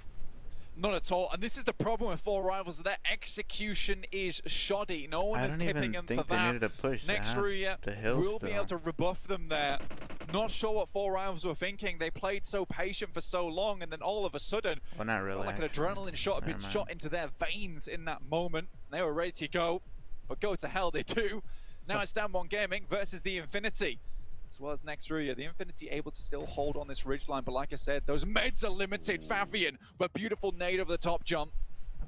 I think everyone's meds are limited at this point. Blank nades have been flying for so long. Another nade actually does a lot of damage to Logan. If Sung can land another from this garage, it might be just that double knock, a crucial position, but Logan goes down as well, looking for more, and Down 1 Gaming swing out wide. Godtani needs to be careful on this ridge line. The nade gonna suppress them back just a little bit further, but Godtani is on the fight. They're worried about the smoke. They haven't cleared this ground, but the swing is good. It's well principled here, and out wide he goes. Sung now knows the position, stops that res coming through, looks for the damage over towards Godtani, peeking around the side of the vehicle, but not quite finding the licks. And Mela goes down in the meantime. Next Ruya still crunching down from the top side. Down 1 Gaming swing. Really well played to Down 1 Gaming, holding off 2 teams at the same time right now. This is why they're playing it slow. They know they have to deal with Next Ruya next, so they can't let them get out of this building. The smokes have been laid down at the moment, John, but can they keep these players concealed for much longer? Logan gets up, but Godtani goes down, and it's a 1-2 punch to take down the Infinity. Down 1 Gaming from South Korea, looking to take on Next Ruya, who, by the way, second place on the tables. They're going to be happy with this. A nice nade through the window. Doesn't matter really the result for Next Ruya, but they do want more. Down 1 Gaming, though, too strong here in Rossok. 1 kill goes their way, and they're looking for the last as well. The sprays are out wide. Wait. Fabian Frozen. Nowhere. But he's on the swivel. Frozen oh my god. Gets it done. Next Ruya, no way. He just 1v3'd. Down 1 Gaming He just for the final hurdle. And damn, bro, he got it. Look how happy he is, bro. Like, bail. Team from the west jump the tables. Frozen's got ice running through his veins in those final moments to make a clutch like that happen in the grand finals. It is not easy, ladies and gentlemen, to make that one happen, but the smoke bro, how did they him throw at that? bay. That was so well done for Chaos Ruya. Honestly, Frozen, what a champion in those final moments. And they were fighting through thick and thin there towards the end versus S2G, plow through them, then plow through 4 rivals. And to finish it off versus Down 1 Gaming, goodness me, what a flop at the end there. That was so unfortunate for Down 1 Gaming. I mean, it felt like that. I mean, I was pretty much, I was speaking about it like they'd already won. They already got that knock. They had 3 players alive. It was a 1v3. He was out in the open. And it felt like they just didn't have that comms on. I mean, you saw them earlier in that map, just on that spraying into that smoke, like they didn't know anyone was there. They didn't check it. They didn't play it at the end. But it felt like those comms were maybe not quite on board right at the end. They're a little bit chaotic, maybe getting a little bit too far ahead of themselves. But credit to Nextruya. I mean, they had a tough game in that one. Yeah, fantastic stuff from Nextruya. Honestly, great use of smoke. Let's see what the desk has to say about this one. Let it go, boys. You can't hold them back anymore. My boy Frozen, we've talked about him so many times over the course of this year, being such a dominating force in Turkey. And I'm so happy to see him come into his own here at the PMGC Grand Finals, coaching things out 1v3, getting Nextruya their first victory here on the board. Guys, I'm so happy to see this, and I'm so happy for Turkey as well. Yeah, I think they had so much time at the end they could have built a snowman almost. Like, it was just a really good opportunity for Frozen. And the Turkish God, to be honest, he's been the player that we continuously bring back. If it's not Solke, it's going to be Frozen X, right? And he's just able to get himself that great finish towards Down 1. And took, what was it, 1v2 I think towards the end there to make sure he secured that win. So great execution. The elevation was lost on Down 1. They got to take that box away from 7 apparently if they want to win that elevation again, because they just didn't have it there. Listen, it happens, right? Damn, son, you threw that. They had it. I wish they would have been able to clutch it. I do enjoy. I was actually really impressed by how Frozen was able to clutch up there. We haven't really seen him throughout today so far. Some of his other teammates have been stepping up. So for him to be able to clutch up again and showcase the skills that he was able to showcase on the West League Finals is really impressive to me. Well, we are seeing the results here from the last match, and always, as we saw, Down 1 getting second, and well, 4 rivals. There was a glimmer of hope. Max looked really giddy and ready to go to call them out as being a victor. Unfortunately, as we get into the Super Weekends, we get into the Grand Finals, they didn't pull it out. With 4 rivals, something I did not enjoy, Max, and I know we're going to point this out. With Alpha 7, their push was just super sloppy. They got super lucky that nobody else was there, but if another team might have been able to kind of third-party that, I feel like it would have been a completely different story for them. Okay, Brad, so Nextruya the fact that Nextruya's first place is really already good. impressive, Holy but shit. look at how far they are ahead of every team in elimination. Imagine they win. 30 compared to 18 second place, 19th and 3rd and 4th. They are dominating this lobby. With the same amount of chicken dinners too, it just goes to show the consistency we've been seeing from Nextruya, with the consistency we've been able to see also from Enigma Galaxy is absolutely insane. But Infinity, I just saw that. I thought, like, this is not normal. Do we have an issue? What is the database wrong? Well, to be fair, this last game, again, they played for placements. In the one before in Senat, they played for placements. I just did not expect them to have 4. I'm shocked. As you. Yeah, I mean, look at everything around them. 19, 18, 14, 18. They actually have the least eliminations in the entire lobby. The thing, if they were on par with the rest of the teams in terms of eliminations, they would be top 3 currently. So they need to step up big time when it comes to getting those frags. If they don't do so, the teams that are getting those big frag games, they're going to be stepping up. Even 6 to 8 in last place, they have 6. Navi, second to last place, they had 10. What is going on here? Infinity, we coined you as being such a consistent team and so good. I mean, to be fair, they're technically in like their 4th place, right? They're still doing really well, but this is not the Infinity that we expect to come into this entire event. Yeah, they're not a team that relies purely on placement where points. You at, man? Yeah, exactly. We talked about it. They can all frag out, right? That was the big success of the team in the league stage and also in the league finals. They could all frag out individually. We haven't seen that right now. They're all focused around macro, and I think that coming into a global event like this is their first time on this stage. Maybe they're taking that first day as a test, but like those eliminations are lacking big time. I'm glad you mentioned that. In a way, I don't mind what they're currently doing. Oh right? my For lord, LMs, just it is a little bit scary, game. but at least they're making sure they're securing those placement points that do matter. And as you said, maybe they are trying something different here for day 1, but tomorrow, if they're able to continue doing what they're doing right now and as well be able to get those elims, we can be talking completely different about them. They could be in that first place. And that's a good point. And the thing for me is, and this is what I always say when it comes to like having a balance between placements and eliminations, you're never going to be that #1 team if you can't balance things out. They're not going to get #1 off placements alone. They need to get those eliminations. And the difference between 1st and 2nd place is $900,000. That's what 7 gets in an event after working, 10 days. Like that's insane. And Infinity has to step up if they want to take on that 1.5. I'm glad you mentioned the marriage between the Elam points and the placement points, because I was actually surprised by another team there, and it's Alpha 7.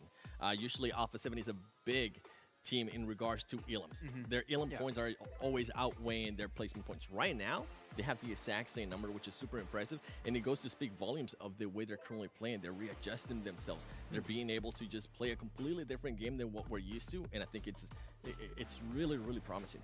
I think one thing that's helped them out especially a lot here is that all the hot drops we thought would potentially happen, except the one on Miramar that actually went down, but they didn't even take the fight versus Enigma Galaxy, right? They're avoiding every single one of those fights early on to make sure they have a big opportunity to make it towards that late game. So I'm enjoying how Alpha 7 actually adapted here, because sure, they were really good when it comes to fragging power, but their macro is absolutely on point, and I'm just loving it here, Jason. Yeah, and I think it's so hard to be good at macro when you're going into a lobby with, 9 teams from East out of nowhere if you're coming in as a West team, and then obviously you have a team coming from India for Godlike. I feel like, Godlike have probably had the toughest position out of any team out there. They just recently, well, I say that, right? They obviously have, because they haven't played international events like this in over a year, in like 2 years of time, right? Yeah. But they also were the team who's played the most recent, right? So they're actually the most warmed up compared to all these other teams. But we've seen some good things out of them. We saw them had a really good fight up against 628, if I'm not mistaken, where they actually did pick up the final eliminations onto them. But I'm hoping to see a little bit more out of Godlike. But to be fair, there's a lot of teams out there I'm expecting more out of. Yeah. Godlike's being completely different than what we saw in the first 2 matches. Remember, they were playing that late circle pushed in. Now they're willing to third party, and the fight you were talking about is 628 fighting Navi. Godlike decided to just jump in there, be able to finish Navi, which I think is huge. Not only that, it's a big confidence booster for these players as well. And on top of that, they were able to push on 628 and eliminate them as well. Yeah, I have the impression though, Godlike, when you're looking back on this game in particular, I feel like they were pressured by the circle very heavily, and they were forced into a decision that they didn't want to make. I think if they just took a little bit of a step back and waited a little bit longer, they would have seen that great opportunity to wrap around the more western side, enter through southwest, and that could have even given them a great opportunity to enter into Rozhok and get a really good position to fight from, potentially even behind Infinity. I think there are still opportunities they are lacking to find, but it's still a really good step up for, once again, a team that you said did not have that competitive experience on the global stage for a long time now. I mean, speaking of that, if we look at another team, only one player on the roster has had the international experience, and he actually had it here last year with Class Digital Athletics. S2G with Silas, S2G in particular, 7. I mean, you were a big proponent of this team. We've talked about it yesterday as a team you expected to potentially win the whole thing. How do you feel like they've been doing so far over the course of today? Have they lived up to your expectations, or do you think they're falling a little bit short? I feel like they've been playing how I expect them to. It's still that first day. This is a team that's kind of readjusting. We're talking about Nova. We're trying to figure out if these 2 teams were going to be clashing. So far, it hasn't happened, so they might be able to readjust to that tomorrow, being able to, okay, now that thing that we were really worrying about is not actually happening, so we might be allowed to play our game even better. We also haven't really seen Timber. I feel like Timber was a big part of their game, especially in the West. If we can see him pop off a little bit more, this is a team that has the potential to win. And I mean, we have seen them win some engagements too. Yeah, they won actually quite a few of them. I think that what we're lacking to see right now from S2G in particular is that really aggressive nature that we mentioned many times, and when we have those conversations, right, is they are a team that if they see an opportunity, they're going to strike instantly, and they're going to get that position under control. Hasn't happened just yet, but you've got to keep in mind, despite Silas having that PMGC experience last year, the 3 other players don't. So I think after today, Silas is going to take the team, reformat things, and potentially reset the mentality of the team to try and get things working forward in day 2, in day 3, hopefully. So just a little bit more time, and I think the S2G is going to come in hot tomorrow. I mean, to be fair though to Timber, I mean, if we looked at the start of the day, right, our 2 MVPs from East and from West, and he was up against Nuzia, and Nuzia just is even playing right now. I mean, because obviously they only have 4 eliminations for Infinity. Like, both MVPs from the league stage out of each region have not performed at all. And obviously it's much more difficult to go from league stage East and West to this now, because you're playing against so many different styles and so many teams maybe you're not too familiar with. But the fact is, you can't have people on your team that you expect to perform not perform here in the grand finals if you want to win. Yeah, that's something we've been talking about for a minute too, right? How deep is your roster, and those superstar players that you've been relying on, are they going to be able to pop off? Another one that kind of pops right at the top of my head is going to be Furious Gaming. I had picked them for a team to watch in the last one. They showed me some things, but they just haven't really shown me the potential to be a winning team, the potential to be a championship team. They rely too heavily on Papi Potro. That was a player that was able to pop off as well during West League. We haven't even been able to mention them. We haven't seen any stats from them yet. So it'll be interesting to see if that team is going to be able to readjust to that. I am happy with the readjustments we have seen from Godlike, from Alpha 7. Another team I would like to see some readjustments from is Navi. Boom! We didn't even practice that. I knew you were gonna say them. I feel out of place. They're just that disappointment team. Like you were talking about it earlier.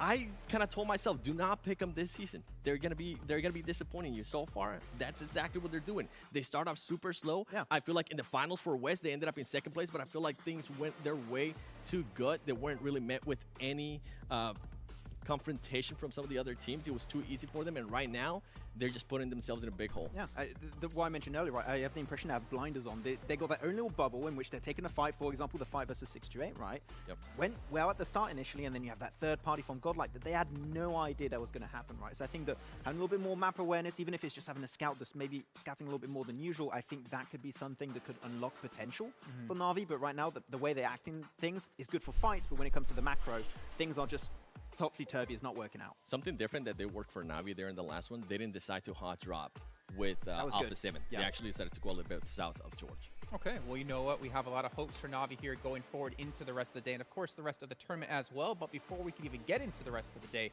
we have to head to a short break. And when we do come back, we'll be heading into our 5th and penultimate match of the day.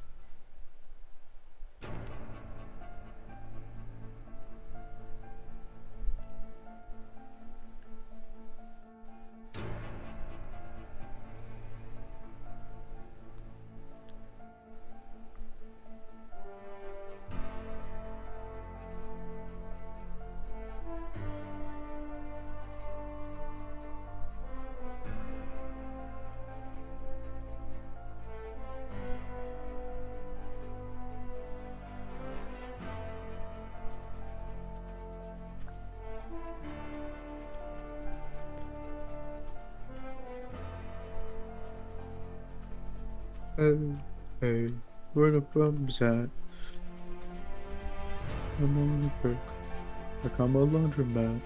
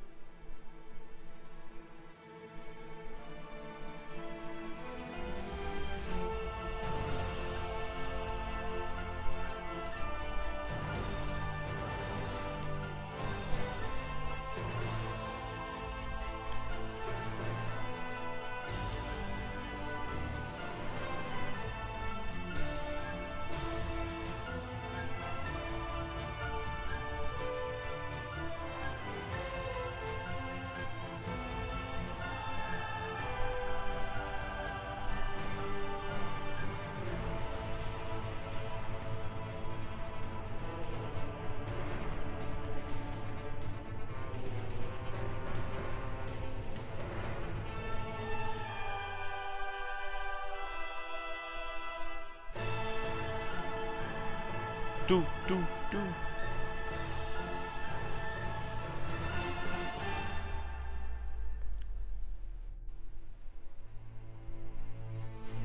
piace, Torin, sì.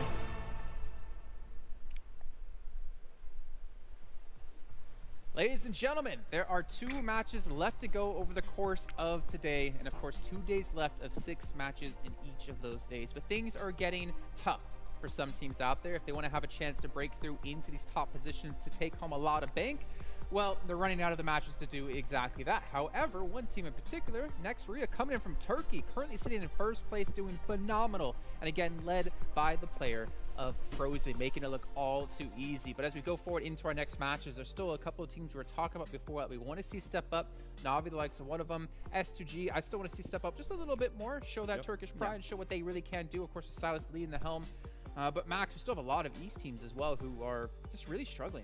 Yeah, there are a lot of the one that are currently struggling right now. One of those is 4 Rivals, of course. Though you talk bad about my boys of 4 Rivals. I'm gonna say it. Actually, I enjoyed that play coming out from them. Sure, the execution was maybe lacking a little bit, but they are a team that usually they get to the late game and they just don't do anything. They just wait for things to happen around them, and then they might try and get involved towards the very end. But here, they actually went for that push onto Alpha 7, tried to defend their own territory. I love that. Sure, the execution was lacking, but if they can work and improve upon that aspect of the game itself, I think 4 Rivals might be able to get their first chicken dinner here in the talk, maybe.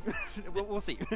They got lucky. All right, that's what I'm gonna put it at. They definitely got lucky in regards to that. You're telling me if another team was there, they would have not survived that. They had to go back, recoup. They had to actually pick up one of their teammates that was down. And with 4 Rivals, I actually want to talk about a team from the West that really has underperformed for me. And I was thinking about it after Jason asked me that question. It's going to be Fenerbahce. I expected a lot more out of this team. This was a team that was super consistent in the West. It was a team that wasn't actually able to get that many chicken dinners, as they were only able to get 1 chicken dinner throughout the whole tournament for the West. But today, I mean, we really have not seen that team whatsoever. Yeah. No, we haven't seen Fenerbahce. I can only agree on that point. I think especially when you go back on that Sanok game, they were trying to look for opportunities. They tried to go for the river position on the bridge. It just didn't work out. I think they maybe got to try and step back a little bit and play edge a little bit longer, because they try and go for these pivotal positions so early on, and teams are just trying to contest it. That's what happened on the first game on their angle too. That is super strong compound. Lack the time to regroup, and boom, instantly contested, right? So I think they need to try and take a little bit of a step back on their games. If they can do so, they might see better opportunities at hand in the future. Yeah, and there's even like another topic I want to open up here as we were kind of discussing while we were watching the matches. It's about just like the raw mechanical skill we're seeing out of these East teams, right? You were talking about Seven, how in the West you could peek out and not get punished. Here in East, or here in the Grand Finals, I should say, you peek out, you're going to get sniped down. Definitely. I mean, it's something that I'm always big on, especially in the West and with Glitter as well. We would always point it out. Some players would decide to stay out of cover for too long. Right now, you're going to get punished if you get out of cover for way too long. And I mean, we saw that perfectly between Alpha 7 and STE. Mafioso decided to just shoot. He didn't get any shots. The ST player was out in the open. He didn't even have any cover.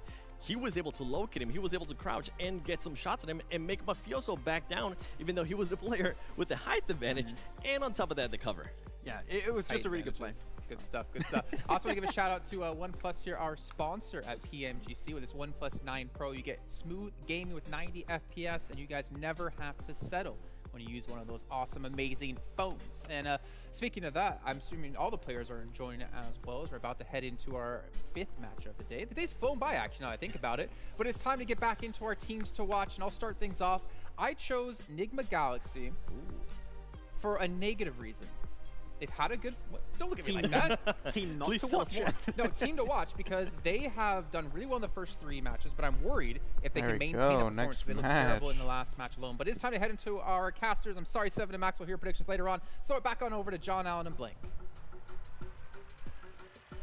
Thank you very much, Jason. I'm glad that you managed to get your prediction whilst taking all the time away from your analysts. I really think that's a good one. But we are going to be watching Nigma Galaxy, to be fair, in this game, right? We're going to be paying a lot of attention to them because they had their top spot bumped from them in that fight, in that last game, with a pretty spectacular win coming through from Nexria. Yeah, and I think that their last Miramar kind of was off the back of a bad situation gone good, right? It's one of those weird weird scenarios where they head all the way down towards that southern coast, pick up a compound they don't think anyone's going to aggress upon, and then suddenly the circle is right on top of you, and you're in a very good position to actually pick up a chicken dinner. Unfortunately, they're not able to translate that into a chicken dinner with Alpha 7 just playing out of their mind in those final moments, Santa Texa in particular.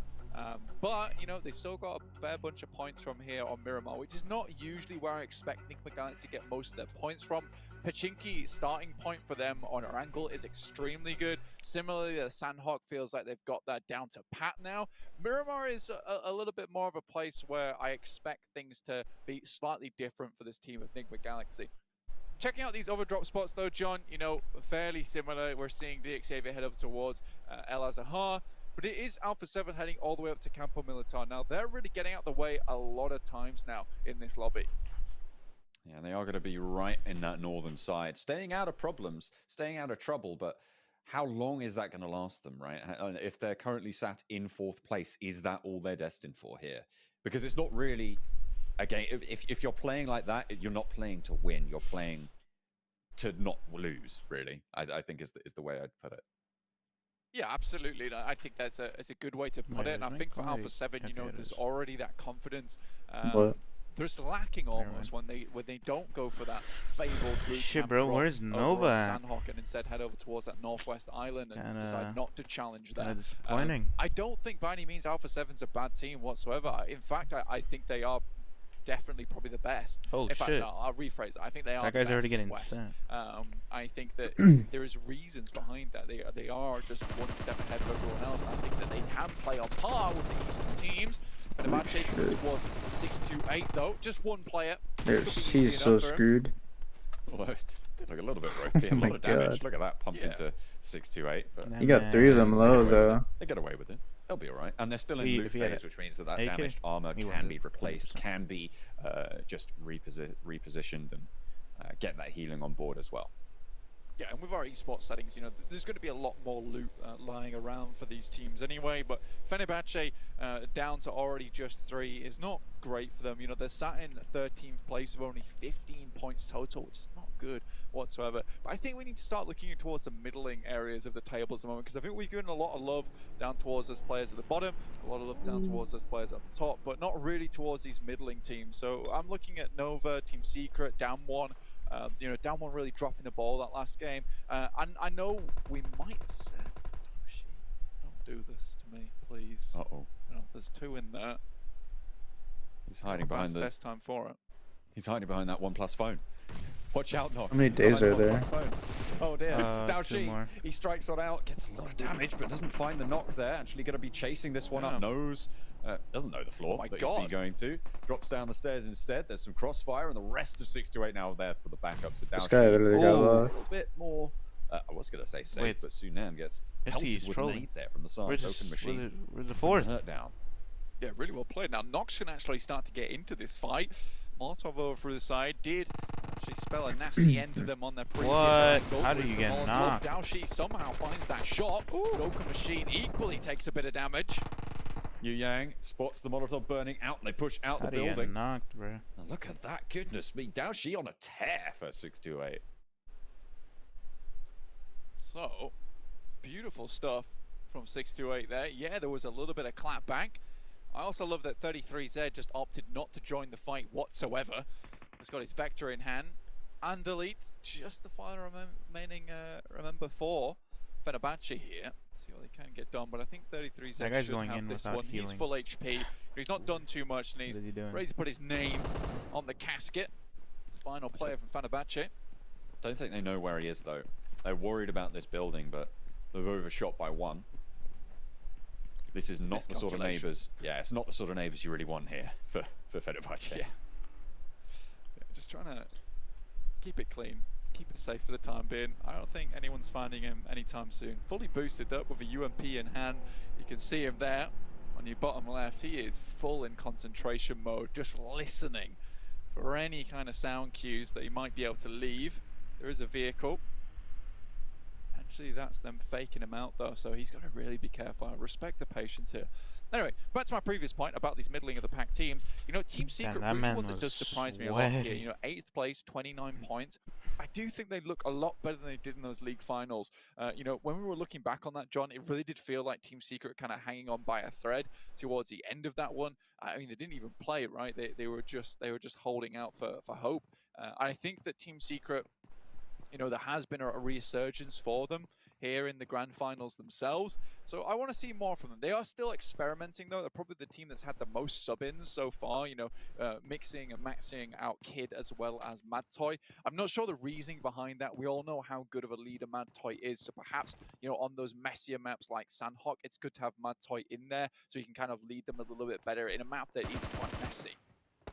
Rika receiving the push from Godlike, and we'll get the first knock. Not really too many first aids, actually none there. For Pika, only down on the bandages, and 2 players from Godlike are still waiting in the wings. They're going to start to push on up. Jonathan's on the flank, and that's easy pickings from the beast from India. Jonathan gets the flush as well. Stalwart lose player. 2 from Godlike have fallen down. Jonathan and said, top around hold the my rocks, beer. maybe looking for more action as well. I'm gonna go Very body split. this other guy. And against Clutch God, it's 2 1v1s really at this point here. Neither team really looking to regroup. Jonathan pops a nade over the top to top. Action spraying around with a micro Uzi, not really finding too much. Yeah, another nade goes into there, and Clutch God's in a precarious situation now because the nades are just taking a blow. They're kind of funneling him into a position where he can get shot at by enemy team. And so Top will finish that one off. Unfortunately for Godlike, you know, this push has just gone all topsy-turvy for them. And Scry's in a great spot with these nades, as well as the Molotovs. And I think this is the good thing from Stalwart, is they're very patient with these fights. They know they don't have to go fully toe-to-toe with Godlike at the moment. Do get majority of the players back up, though, so now there is a position for them to take. But Scry on this off-angle, beautiful stuff, takes one down, and will take the momentum out the sails here. Scry in danger, though, as Neo sends out wide. Neo moving down from the top with what Jonathan happened to as him? well. And just Man's gets straight disconnected. on there. Neo falling. Now it's disconnected. back to a 2 versus 2. Resist potential, maybe. Bro, Jonathan bodied. To come on through for you're Godlike getting as shot well. from their ass. Action over the top around the side. Neo goes down first, and Jonathan takes the tickle. Top sliding Damn. down the side, but it's not going to matter. The last frag comes on through, and it's eliminations. 3 total coming in for Stalwart. They'll take that one. Are It's they not on the the one best plus, for or them, can to they be use a honest with you. Only personal 2 players funds? remaining here on Miramar. You really want to have 4 I think those they use a final personal moments. So, funds. just like Dave says, it might be time to snake it to make it here in these final moments of the game. Action taking a fair lick of damage coming through from 7. One of my favourite players actually is Rip7. You know, I've seen him do so many ridiculous stuff over towards S2G. You know, when he's the last member alive, you still never can count this boy out because he is so clutch on S2G. So keep an eye on him. You want to, you should do, into the future. Stalwart though down to 2, like I said, it's not the best thing in the world for them, and holding on to this 3rd place spot, not going to be too easy now, especially now you're down to 2 players. So like I said, with the Dave call out, snake it to make it. It's time to make it happen for Stalwart. See how much further they can go. Still got 2 of them. Can't count top out. Try saying that 5 times I thought you were fast. just trying to say I can't count. I cannot count. I've been hiding it for too long. It's been weighing down on me. I can't count. That's it. I had to say it. Okie dokie. Looking at this, Dao Shi moving forward, you know, 6-2-8. Actually, a fairly decent start to their game versus Fenerbahce. Luckily, you know, they were all split quite heavily, and 6-2-8 were able to pick up on that, which went out well.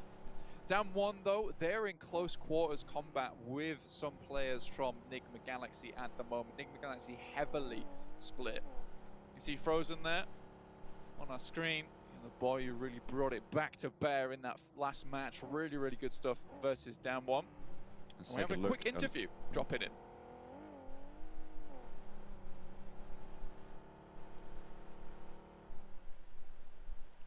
Ya şöyle diyeyim, mesela bir yere What the kafa fuck? girdiği They're zaman putting ve an bir yere interview push yaptığım zaman mid-game? Yekta beni en şekilde supportlamaya çalışıyor.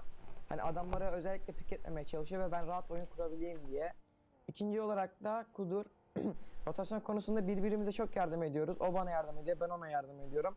O konuda o beni rahatlatıyor ve Nihat da hani ön kısımda kaldığımız zaman, hani rakiplerle yakın temasa girdiğimiz zaman hani benim yanımda bulunarak rakiplere üstünlük avantajı kurarak, yani sayı avantajı kurarak onlara alabilmemiz için yardım ediyor yani bana. Be funny as fuck if you got They're blown about up. to die. Working as Bro, a that's team as fucking well. funny, bro. Maybe not doing so well here. To be As fair, both of his teammates Bro, died. that is so sad. That's pretty bad timing. I'll be honest. That's shocking. Oh no. Oh no. Bro, But it's just frozen why again. did they gotta I do mean, the interview at that that's time? probably the worst timing for that interview you could possibly have asked for. I think this is the first interview curse we've ever had on a cast in esports ever. It was all happy and joy. Very unfortunate. Comes I and love how saves Frozen was us. saying, you know, they're really helping our rotation. Boom, they're He fucking comes in and dead, saves bro. us, and honestly, they all just die. So, sad news here. But we do get a replay from Frozen. Really good stuff. Honestly, look at the swivel on this guy. And I think this is the main thing for me. Look, it's not that Damwon misplayed this. I think it's just purely Frozen outplaying Damwon in those final moments. Really, really well done. Just huge mechanical skill coming out from this guy. And it makes sense because Oh, a that lot of was- what he said there is that the team What is did W all just in fucking all do? the time that currently they carry with them around the map. Gunfire going over on the hillside. the hell? And we're around the edge. for the Fade 2-4 away. line, but the rest of his team not so lucky. Freak standing Holy up. shit, 3 of them Enigma are Galaxy. down. Yo, that guy should go Used to wipe be him, bruh. top dogs, but again, they're Frozen. separate. 4 rivals. Get up. Plenty of them knocked. A lot of damage sent their way, and Enigma Galaxy lose. Is that pretty Scream? Split. Yeah, Blank, it's a fake he was crowd. talking about, you know, it's That's it's so the tip of dumb. the spear that kills you, right? But it's really the shaft that makes it useful. That's true. In what context? Like when you What do they like to the people who play the sounds? Oh, which is a play regular the occurrence, right? That's true, yeah. Play the mean, fan you music. Just throw this one at me. I like it. From Frozen, I'm going back to the Frozen points. I see. Sorry, yeah, I I should make see. it So clear. you're saying Frozen's the tip of the spear, but the team Yeah. is the one that wields him. I understand now. Really, really good stuff, John. I love your Man, your little metaphors. first you they throw can in now get and a again. full reset. Feeling pretty Wonderful Greek stuff. about it. Yeah, I bet you are, mate. I bet you are. Looking at the map, though, we are having our circle sent up towards Hacienda del Patron at the moment. San Martin currently held by 6-8. The Infinity coming in hot on the heels, but not looking too hot in their elimination category, right? 4 eliminations total. I mean, just off that last game, remember they went down in 3rd place? They had 0 eliminations that game, John. So Oh, they're I don't know fucking what's happening dead. with the Infinity, but something's wrong. Something's clearly wrong. Oh no. Down 1. Just passing by, Enigma Galaxy are rotating in one vehicle. Could be bad if the shots go off, Dude, but it's I more just down one busted taking the damage fattest than down nut one I've giving ever it. busted in my Well, life. they're all That in shit 4 separate reached vehicles, the which means they ceiling. can't On God, return no fire cap. there, which is probably the only reason that Enigma Galaxy were able to stay so close to that Just switch rotation. seats. Yeah, they just, I mean, yeah, that's fair. You could roll a little bit, but then you're slowing Bro. down, you're a sitting duck for that spray. They all just As slammed long the as drivers vehicles keep into you one level, area. I mean, it's dangerous. I mean, that's It some is shit very right dangerous. there on God. Completely agree with John. Now, Solwat right in the center of Hacienda del Patron, so there is opportunity here for Solwat to actually pick up a few more placement points. Unlikely that they're going to be able to pick up anything else. All damage. Max, I don't know why you talk about 4 rivals. They're running themselves over now. The best, the top 3 teams but are honestly, look, solo and duo. I'm going to Off of disagree 7 with if they Max win right this. And I don't Yeah, disagree H, with Max you very pulling often. mad moves, He's on God, one of no the cap. smartest guys I know. Scoops is and live, the bro. amount of value he brings that down. I'm just getting my hours. So. It's massive. It's massive, alright? Oh, it doesn't matter But how many, I will like, disagree watch on hours this you get, case, just I matters think he how was many talking about hours 4 you get. rivals and how they didn't do much in most of their games of league finals. Yet I'm they're just doing streaming some something here. random ass PC But game. if we realistically look at I looked at can't them do that that. last I game, have to they stream started in PUBG. Rozhok. Oh, it up has to hill, be they PUBG moved on to Mobile? West, Well, stood I there can for do basically it the game, for only and 10 then hours. threw themselves at another team and died. I don't do know. think I might it is stream the same Valorant, 4 to be rivals we're honest. seeing from league finals, unfortunately. And I'm not sure what it is, but there seems to be a sudden urgency placed on them at the 22-minute mark, where they feel like they have to do something crazy. And I just wish 4 rivals would keep their gameplay as slow as it is for those first 20 minutes. Just slowing things down. I mean, it might be the solution for them, but at the moment they're sat in 9th place, blank. Yeah, it's not great, but I tell you what, that does get you. That gets you $34,500 US dollars. Getting 9th place at the end. Navi if you're and able to 16th, stick bro. out there. Melo? So I Where feel they like are? that's- even Yeah. if you're not playing super great, that's still Oh yeah, pretty they are. good. What the You do fuck? want to be a little bit further up as those jumps They do start to have really what's add that, up 2 as you less get up the points tables than- from there. But Shit, bro, They we should wouldn't be even be okay. doing They any should better, be to be okay. honest. The question is, do you want to be okay or do you want to be the greatest?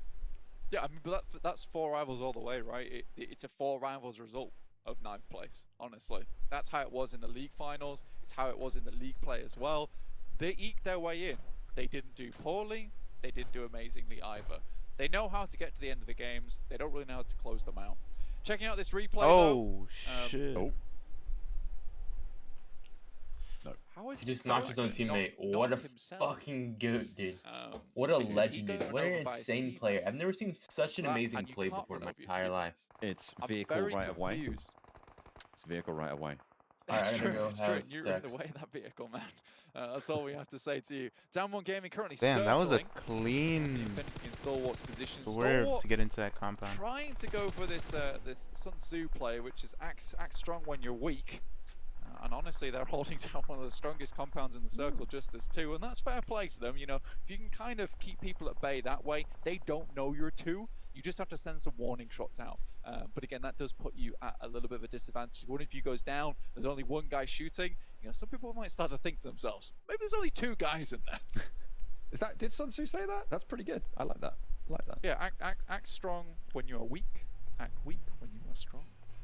Ah, that's pretty. It's pretty enlightening. After. You like that? Yeah, I like that. Yeah. You throwing in the shaft analogy. I'm feeling the Greek. Sun You're Tzu feeling analogy. Chinese. A little bit Chinese. It's good stuff. There you go.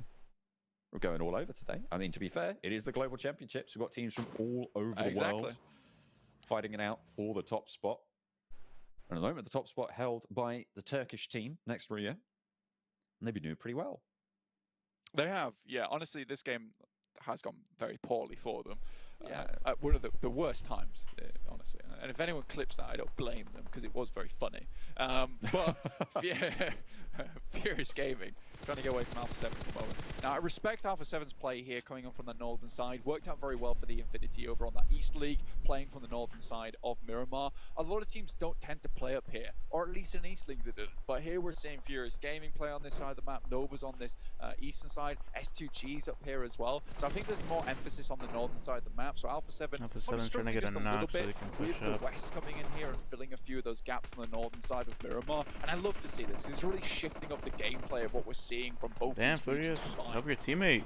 Man's getting blasted. 7 taking shots. Furious Gaming just getting peppered. It's such a difficult movement here on the northern edge, but Alpha 7, they're not out of the woods. They do have to move themselves, and everybody's looking their way. The amount of gunfire that they've been sending out, they've got a lot of attention. Absolutely, and I think Alpha 7 taking 2 knocks here is horrendous, personally. Where are they playing you have a really good little home line to and play Singapore. from, yet you're taking knocks back, and that might be just a case of Furious Gaming having a fantastic little rundown for themselves. They've got a few off angles here. Pappy obviously off in the distance, not the greatest position. We will get to see the zone shrink in exactly 6, 5, 4. I'm not going to do it the entire time, guys. That would be cringe. Sorry, but we will see it next. Heads down towards. Oh, this is a Nova win. Southeast side. This is a Nova win right here. Nova very happy with this one. Ooh, Furious Gaming holding off the push, and 2 players from Alpha 7 go down yet again. Look at this, they're stuck out in the sticks. The shift goes down southeast and away from them, so they're going to have to move again. And they're going to have to move pretty fast out of the settlements. And Na'Vi now on the south side with a chance to control a little bit of ground here. Yeah, really good position for Na'Vi with this lineup, and honestly, when they get rolled in, A7's throwing. That's the kind of thing which is go from a snowball into an avalanche from this team. Creo, it'll do a little bit more damage, but actually it's Nova from an incredible distance taking shots towards this fight. You can see Paraboy finishing off Revo there as well, and I think that's a few more shots coming their way too. Furious Gaming, I believe they have 1 remaining player, but it's just so many people with eyes on towards A7 at the moment, and that is the risk you run playing from that northern side. And surprisingly, it's Furious Gaming who outlive Alpha 7. They are going to stay alive. Tiger's in the smoke. I think S2G know there's a guy here. Yeah, look at this. Silas just cooking the nade over the top. Not quite going to land it, actually, there. They were so bad. Wait as well, but S2G can't dally here too long. They have to get on their bites. whatever vehicles they have available. A bit too long on the cook there for Rip7, and nade sent back, landing perfectly. Oh my god. Oh my god. He's gonna get one. Silas goes down. Rip7 low, but he's gonna fall in. Bro, what are they doing? They need to focus on zone. They're suffering. They didn't move fast enough. 4 rivals coming against Ralph, the remaining player from Enigma Galaxy, and he ruins 4 rivals before he is taken down himself. But the 2 players that went down earlier for Enigma Galaxy, Ralph gets vengeance, lives out on Sandhawk, but frags out here on Miramar.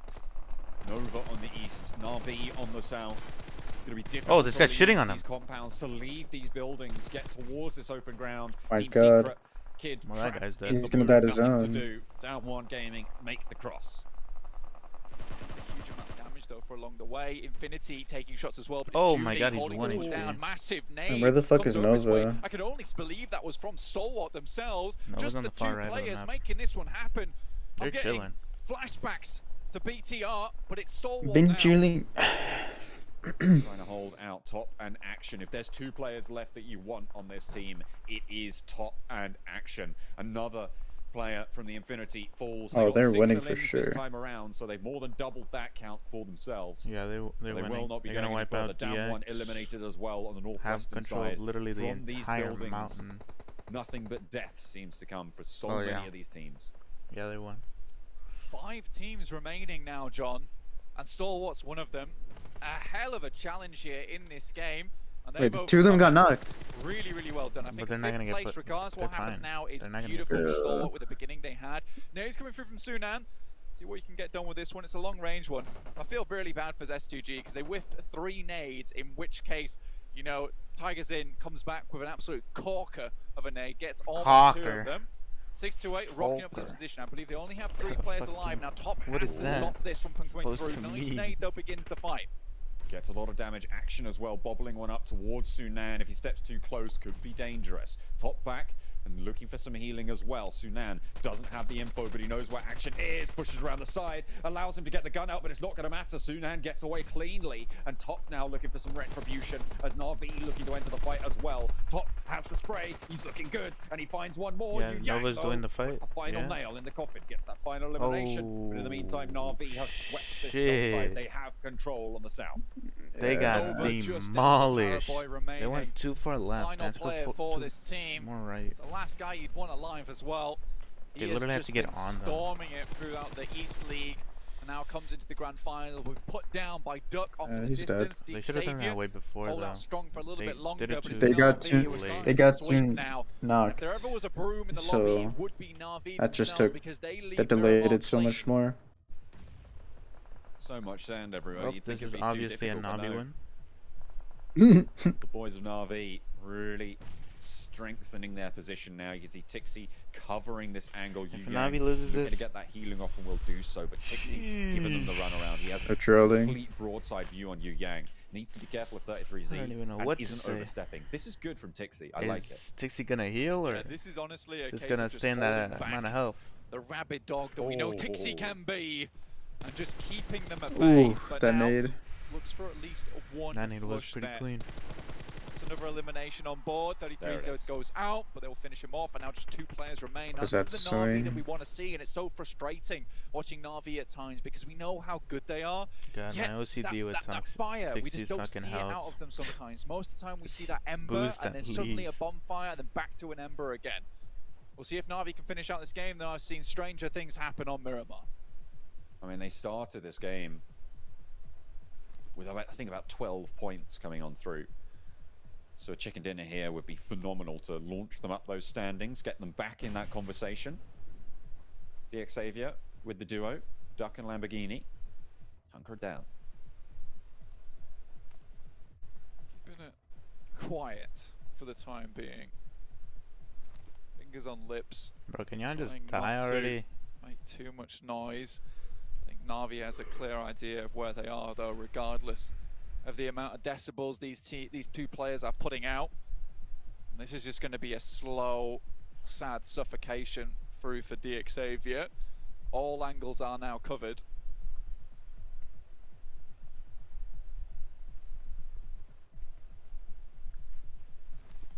It's like Bale. They're not really screaming. doing anything. They're just wait, trying to just survive. wait, just Maybe wait. they think that there's still other players alive. Still other teams going.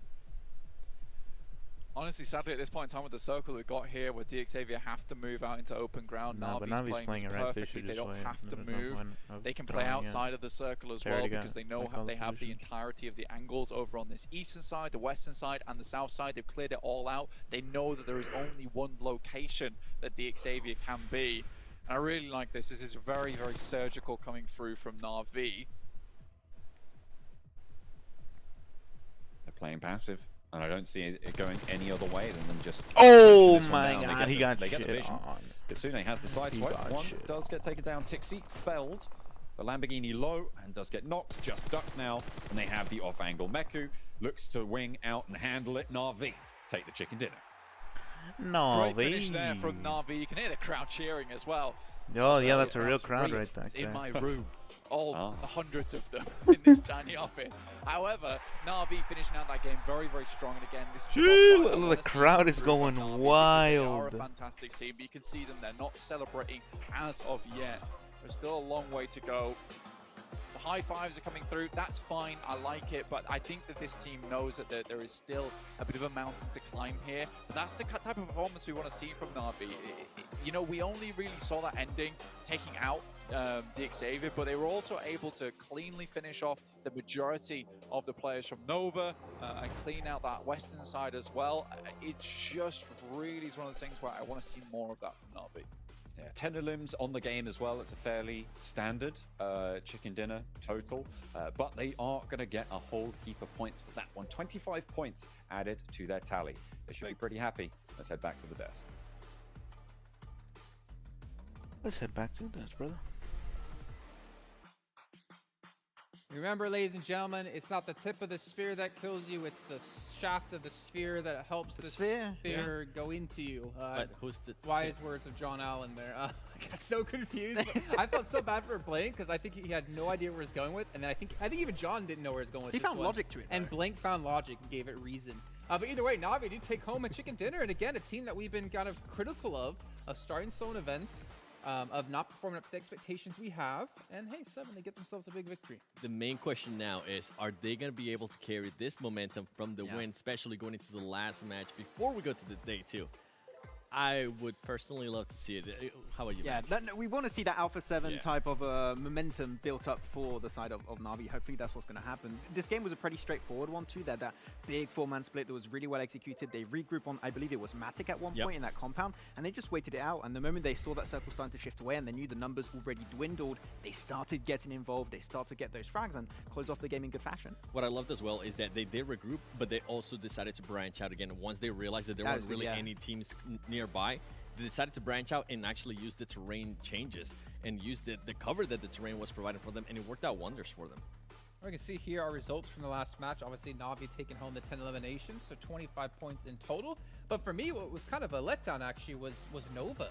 I feel like they were playing really kind of slow towards the end there. They were kind of using their position to their advantage. Yeah. And they had all 4 players left alive. Then unfortunately for them, just out of nowhere, they got completely eliminated out in this one. Yeah, it was actually really well played in the middle of the game here, because they also had very similar to, for example, Na'Vi. They had a 2-2 split, and they were trying to regroup on the compound next to the road. I think it was on Jimmy and King at one point. The execution was good, but I did not spot out exactly what happened to them, but they just got contested when I believe that would have been the easiest rotation in the game they could have went for. But when you have across the road, of course, 7, you know that's always going to get somewhat tricky for some teams, and unfortunately for Nova, that ended up being the case. Yeah, it didn't work for this. I mean, I think we saw S2G as well. They were trying to cross that road, and it just didn't work out for them. Even though they were trying to use the smokes, the teams being able to have that height advantage was just way too much for them. Well, what we're seeing here, a little bit sad for some teams. Stalwart Esports finished 3rd in league stage, 3rd in finals, and are currently sitting in 3rd in grand finals. So hopefully for them, they can at least continue to grow up here in the rankings. They're only behind by 2 points from Enigma Galaxy, as you can see in number 2. Looking on the list, Nova in 5th place. Infinity able to get 6 eliminations, I believe, in that last 10 match. limbs, wow. 10 limbs, yeah. They still, actually, they no longer have the least eliminations in the game. That's actually Furious and 15th place. Yeah, Infinity actually executed that game pretty well, I would say, in the way that they avoided everything that was happening inside of San Martin trying to play towards the cliffside, but Na'Vi... Really quickly, the fact that Na'Vi won that match, got 25 points, and they only got into 9th place, that shows how lackluster they've been over the course of today. I mean, it was certainly towards the top. It was already maybe a 15-point discrepancy at one point between some teams, so it does take a lot more effort if you want to start moving away from that second page, right? So you're going to need these big results and remain consistent throughout the rest of these games if you want to try and solidify yourself there. Consistent. Strength. I know I'm not good in math, but geometry, I'm okay at. I'm okay. That's fine. Yeah, okay. I agree with you. Okay. Yeah, I'm not agreeing with him because I do not trust him when he says he's good in shapes and geometry. What is a trapezoid? Yeah. Yep. That's the result I expected from this one. But as we move forward and start to look at a couple of other teams, again, this is, well, one match left. It's the final match of the day. That means you're 1/3 through the entire tournament. And as you were saying, Max, and Seven, I want you to take over. Like, there's no room for error for some of these teams anymore. If you're on that bottom part of the second page, if you don't start performing now, your chances of taking home $1.5 million goes out the window. It's going to be one of the teams that you were actually critiquing earlier. It's going to be S2G. I was really hoping they would be able to take advantage of some of the positions they were able to do here in Miramar. It didn't end up working out, so we mentioned the circle shifted away from them. But overall, this S2G, now I'm starting to get a little bit worried, right? Earlier, I was like, okay, they're just kind of playing their game. It's just day one. But they're just not providing me what I want to see out of a championship team. Yeah. They're just not being able to showcase that. Hopefully, in this last game, that will change because it will set them up nicely for tomorrow. Lord. But along the lines of what you just mentioned too, Jason, Na'Vi was able to get the win. They only were able to push up to 9th place. These other teams at the top, they're taking full advantage. They're being very consistent as well. Though another team actually just stepped up pretty nicely at the end of this game. Sure, it was not a win. They could have potentially pushed a little bit further. It's actually 6-8. They barely moved this entire game. They were playing the mountains south of San Martin, which was a very strong position. And they get kept so many teams. I'm thinking Damwon. I'm thinking also Dig Xavier. I'm also thinking at one point, I think it was Infinity.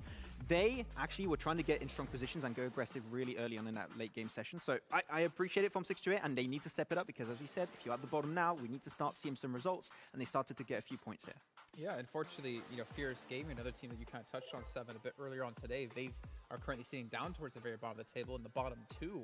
I mean, again, I think for teams like that, like we looked at with Zeus last year, it's a learning experience. I think realistically, you can't expect them to win the whole thing. You can't really expect them to be top 5, though they obviously would love to. But for them in particular, it's the fact of, all right, we're playing against these East teams for the first time. We're playing against these international rosters for the first time. They need to take every single bit of information they get, bring it back with them going into this year now competitive play. Because as we saw from James Young, the prize pool is even bigger this year.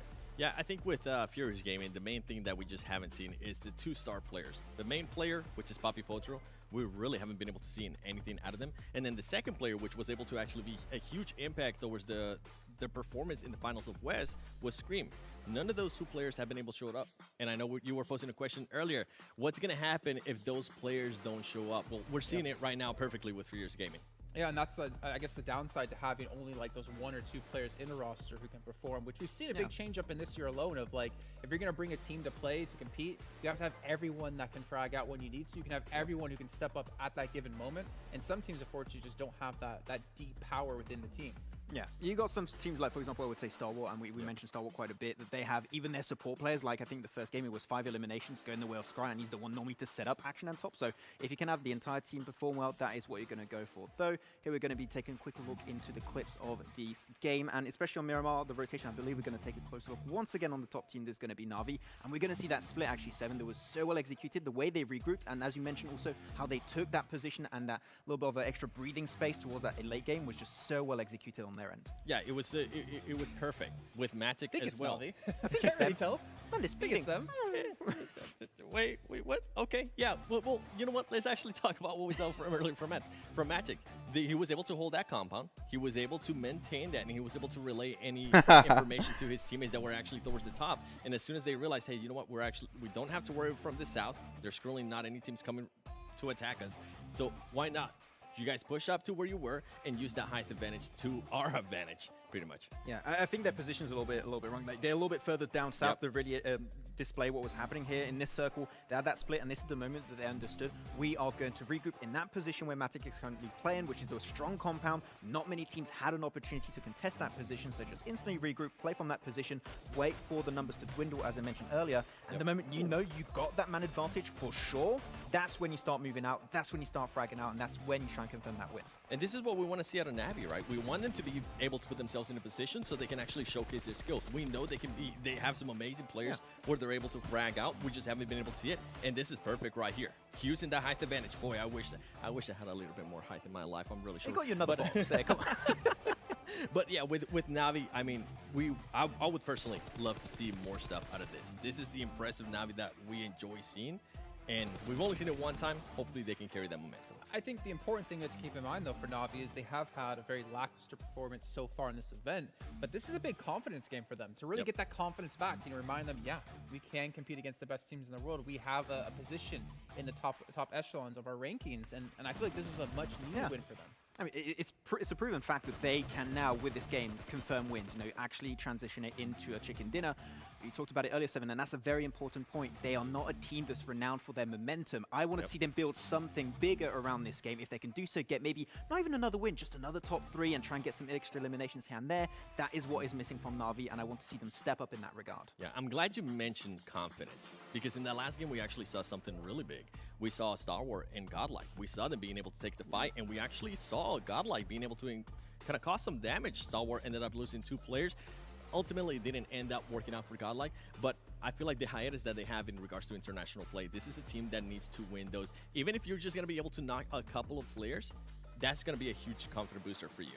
I think for me, one thing I would never say about like Jonathan and the boys from Godlike is a lack of confidence in this team. I mean, we know how strong they can be. We've seen them be dominating in the world actually back in 2019, not too long ago. But ladies and gentlemen, it is time to head back to a short break here. We'll get things ready to go for our final match of the day. We'll see you guys in just a few here for match number 6.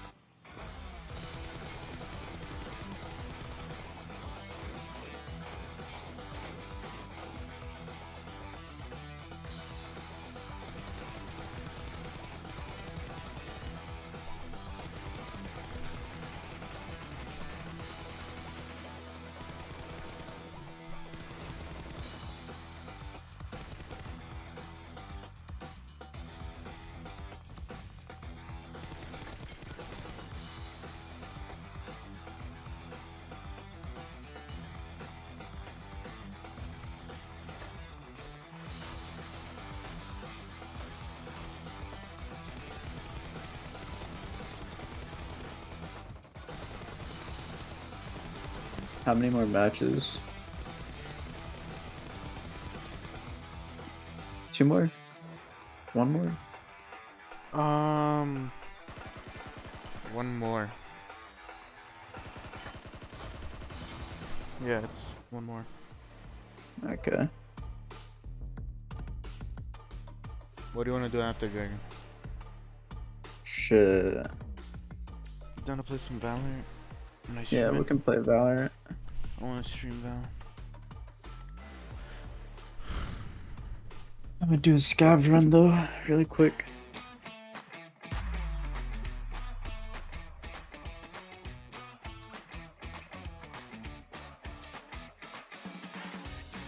I play in stretch mode now.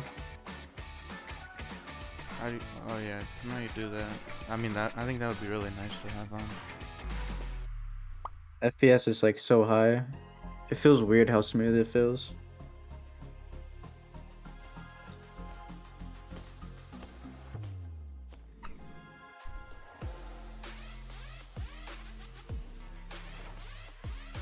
We're back. Yes, sir.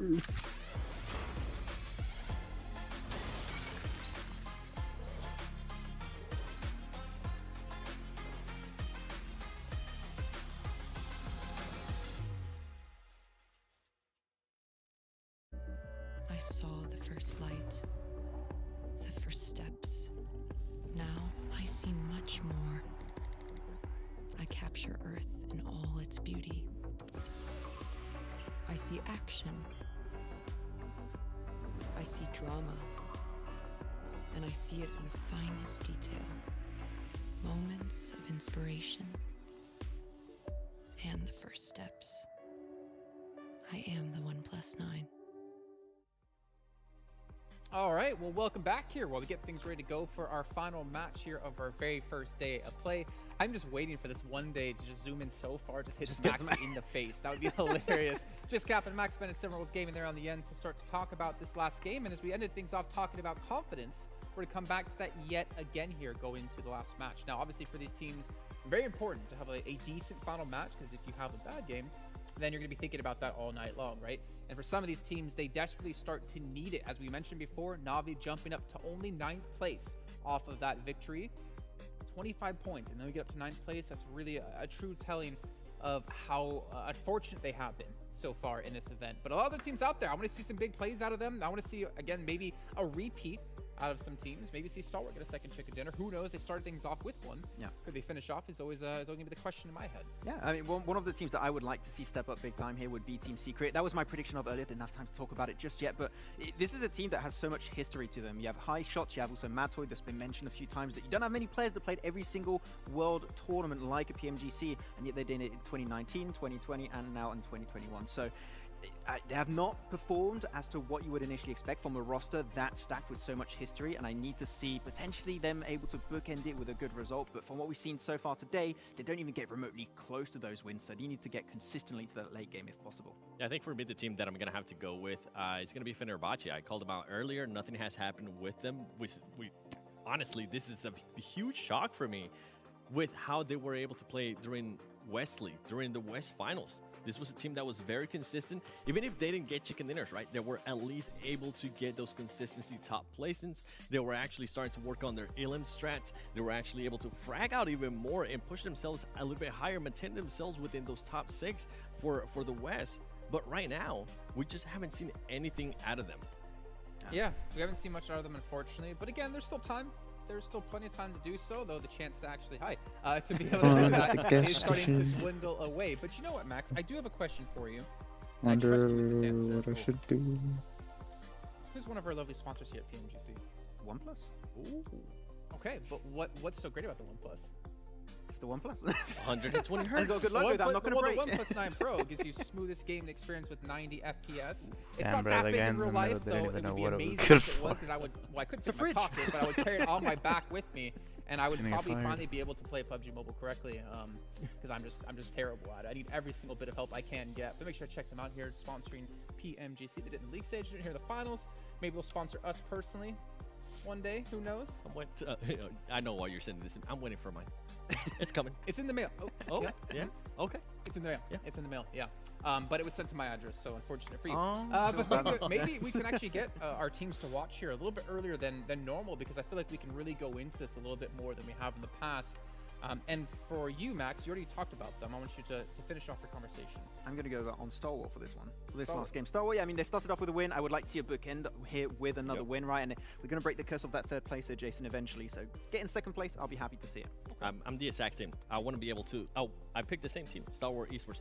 I want them to finish off on a win as well. I feel like that win, and then they ended up with the 13th place with only just one elim. It's not really what I'm expecting to be out of a championship team. If they can finish off here with a win, I think it would be great as well. Yeah, for me, I actually went with Na'Vi, because I don't want them to be a spark in the pan or whatever that saying is. Yes, it's great they had a victory last match, but for me, it's more about, can they replicate a performance like that? They don't have to win, but I want to see them get really far into the match. I want to see them pick up some good eliminations, because I feel like for them, winning and then going back to losing again, and the status they've been doing so far would be a big hit to confidence. I think I would take a top 5 for them as a win. Even if they don't actually get the win, a top 5 with at least maybe call it 3 elims, that would be a win for me, because it's completely different than what we're used to seeing. They get a win and then they end up with the 10th place, 13th place. That's just not going to work here if they want to challenge for that championship. Yeah, I'm going to sound like a broken record, but back to the point you mentioned earlier, right? Momentum. We need to see them try and build something upon a big win like this. If it's their morality that's feeling really good after that game, like, okay, we just got a big win, let's try and build something upon that. I think that is the mentality we need to see from this team. A top 5, I said, I agree. If they get top 5, that's a win in my books. They'll be looking good. Also, special mention to Nova. I mean, let's not like play this down, right? They're the defending champions of PMGC 2020. They've been a little bit lackluster, though they've been kind of hovering around decent performances, but they've not had a breakthrough performance to propel them forward into first place and to take home another title. They're doing the exact same that they did last year. They're taking their time, they're gathering information, they're dissecting that data, And tomorrow, especially going into the last day, we're going to see a completely different Nova. Okay, I figured out what it was. Flash in the pan. I'm pretty sure John Allen was going to correct me if I didn't do it myself. So let's head on over to him. And of course, Blank. And so then I said, you know, Jason, you just can't. Oh, sorry. Oh, yeah, absolutely. Hi, guys. Welcome to Erangel. No, actually, it was Blank who was getting more aggy about the flash in the pan in the backstage. I'm going to throw you under the bus. Outing me? Yeah, absolutely. Can't believe you're outing me about that. I was only getting aggy because you were attacking Jason and I was defending his honor in that moment. It's true. It's true. We are checking out the final game of the day here today on Erangel, which will close out our first day of the PMGC Grand Finals. Remember, there's only 3 days here total, so tomorrow is going to be even more critical for a lot of these teams, setting themselves up with a good base of operations, a good amount of solid points to really make that run for the big prize money on that final day. But today is all about setting that foundation for yourself here and getting ready to blast off tomorrow. A plane from the east down to the southwest. Zaki and North Georgia a little bit further afield than maybe some of the teams would like, but everybody dropping on out for the final game of the day. Team Secret, though, unfazed up to Severny. Straight up there, I mean, you know, we did see them play towards Kameshki quite a few times, but Team Secret's starting to strike out just a little wee bit here. It's good to see Fenerbahce over towards farm side, taking up that position, gives them a lot of control early on around Milta, around those bridge areas on that eastern side. So Stalwart going to be a little bit careful about that one. But we do get this western shift down towards that southwest side, which has a lot of water in it currently, and a lot of Sosnovka as well, practically half of it. And in that situation, you know, you're looking at this, and you're almost certain that it's not going to head towards Sosnovka. So you will get a mass exodus over towards Gatka region. But this starts off well for Nova here, and perhaps Jason might just be able to see Nova do a little bit better in this game, because definitely we couldn't count them out for the last game. They had some great off angles. Paraboy was playing out of his mind, so potentially here's a good chance for Nova to start picking up some points here. Only sat in 5th place, so it's a good position to start from. I mean, you know, they've been fizzling, they've been sputtering, they've been sparking just a little bit, but they haven't flashed just yet, you know. So we're waiting for that. We're waiting for that big spark flash fizzle combo. You had to go even harder, didn't you? You just had to do it. Yeah. You can't help yourself in these situations, unfortunately. But yeah, oh well. But hey, you make fun of my spear, I'll make fun. No one's making fun of your spear, dear. Just leave it out. Leave it out. Anyway, I appreciate the rhyme. Looking back at the game, we got Stalwart again down towards. I can't. Yeah, we go. I can see him again now. Down towards Novorapnoye at the moment. Obviously, quite the ways out currently. I can no longer see them again. That's fine. Oh. It doesn't matter. I'm getting a nice overview of the map right now. That's cool. Back on board. We also have a couple more teams down here. Navi's actually dropped down towards Sosnovka, as well as the Infinities. It's going to make it even harder for the Infinities to leave this region. With S2G holding out and Navi front-loading this one, you've got a double guard going on, so the Infinity might struggle to move out of this location. And with today, to be quite honest, you're not being hugely confident with their elimination power. It's a bit of a struggle. Again, big shout out to you guys at home. 1 million are watching right now. So pick up your 1,200 tokens over at www.pubgmobile.com/redeem. That's / and get those great awards for yourself, because honestly, they are really cool. They are really, really cool. Oh, when I remember watching TV as a child, and whenever like they would put a link for whatever they were doing on the screen, and they would say / and I was like, that's the coolest thing that anyone could ever say. And now we get to say it, Blank. How lucky are we? I know. You nearly said it. You put it back in. I was like, you know what? He knows what's up. Yeah, you know, I just wanted to get it out quick and then, you know, make the reference afterwards. It's fine. It's fine. It's not a big deal. Anyway, looking at the map, there are a fair few teams off towards that eastern side currently. We do see 628 playing down towards Quarry side, which is very, very typical for this team. S2G are currently on a 2-2 split at the moment, down towards Ferry Pier and off towards the south side of Pachinki on yellows. So they have a fair bit of ground to cover, but right now they should be safe. There's roads, paths available to them to regroup nice and quick, which I think they are currently doing now. And more gaming on the train. Moving down southwest, Nova waiting in the wings. Alpha 7, they didn't have the best of times with that plane path, obviously liking to drop out to that northwest, but at the moment They're just rolling across the hillsides right now. Not too many meds on board for Guerrilla. Doesn't even have body armor as well, so a little bit light on loot for Alpha 7. I mean, this team kind of needs to get a little bit of a move on again because they're starting to slip on the standings. You know, 6th place, it's not a bad position, but you come off what was absolutely fantastic performance over towards that West League, practically blowing everyone out of the water in that region. You know, 6th place is not really good enough in my opinion. I think this team should be at least in the top 3 by the end of the first day, but right now we're seeing them 3 places down from even sitting on the bottom of that podium. So a little bit interesting for me so far, and I do think, you know, there has been a bit of an issue with the sales here, maybe tattered a little bit, the confidence not quite there anymore. I do think that needs to be slight improvement from this team. Still 41 points, still very, very good. That could easily all change tomorrow once Alpha 7 has a bit of better grip on the current region. The way that everyone's playing in this, the kind of rotations people are going for. That's what I'm looking for tomorrow. Looking for adaptation, looking for better grips, I guess. There we go. Yeah. See Lord gripping onto that mobile there. Down the bottom side of the screen. Enigma Galaxy. I mean, they have tumbled a little bit. They're still on 60 points. I mean, that's still a great total for this first day. Even if they don't get any points here, that would put them at a 10-point average on the nose. So it's still a good, solid performance in terms of just raw money-earning potential, if nothing else.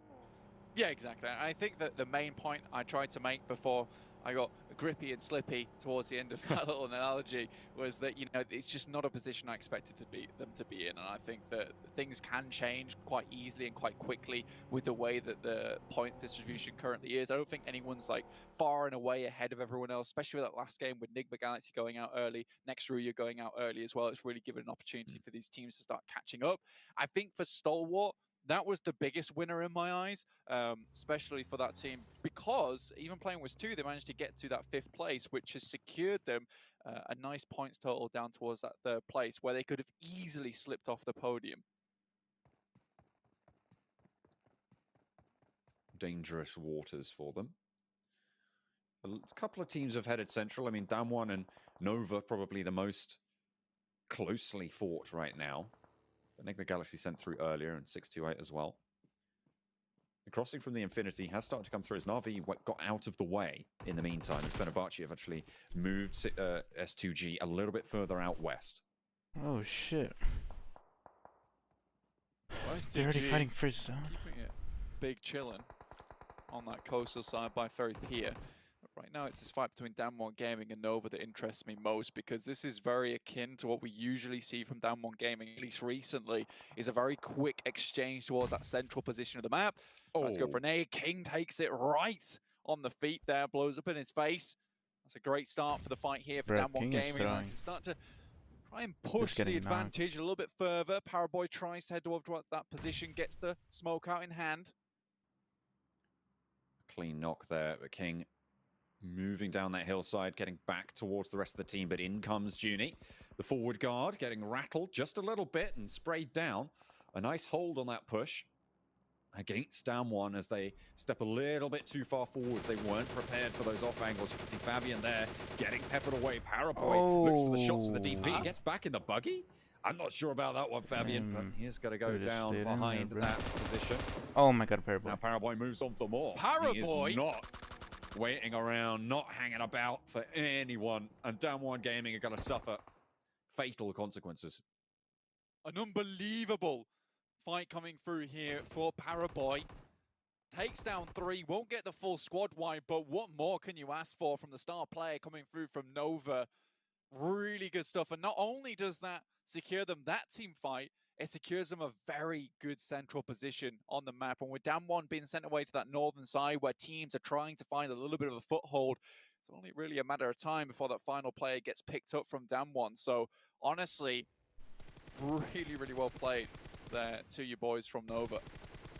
You see, now getting a cheeky little flush there on the northwestern edge. Godlike and 4 rivals close to one another. And speaking of footholds, Blank on the south side, the Infinity have managed to cross fully, and they're now actually taking a little bit of a crash over towards Fenerbahce's position, but there's plenty of fighting going on in Gatka Fields in the meantime. Godlike moving in towards Gatka main. Zepu pops the nade around the side, but Jonathan is in first and caught without gun in hand. Tries to hit the drop, but it's not going to be fast enough on the weapon swap. Finds yet another flash for Godlike. Godlike made this one look a little bit easy.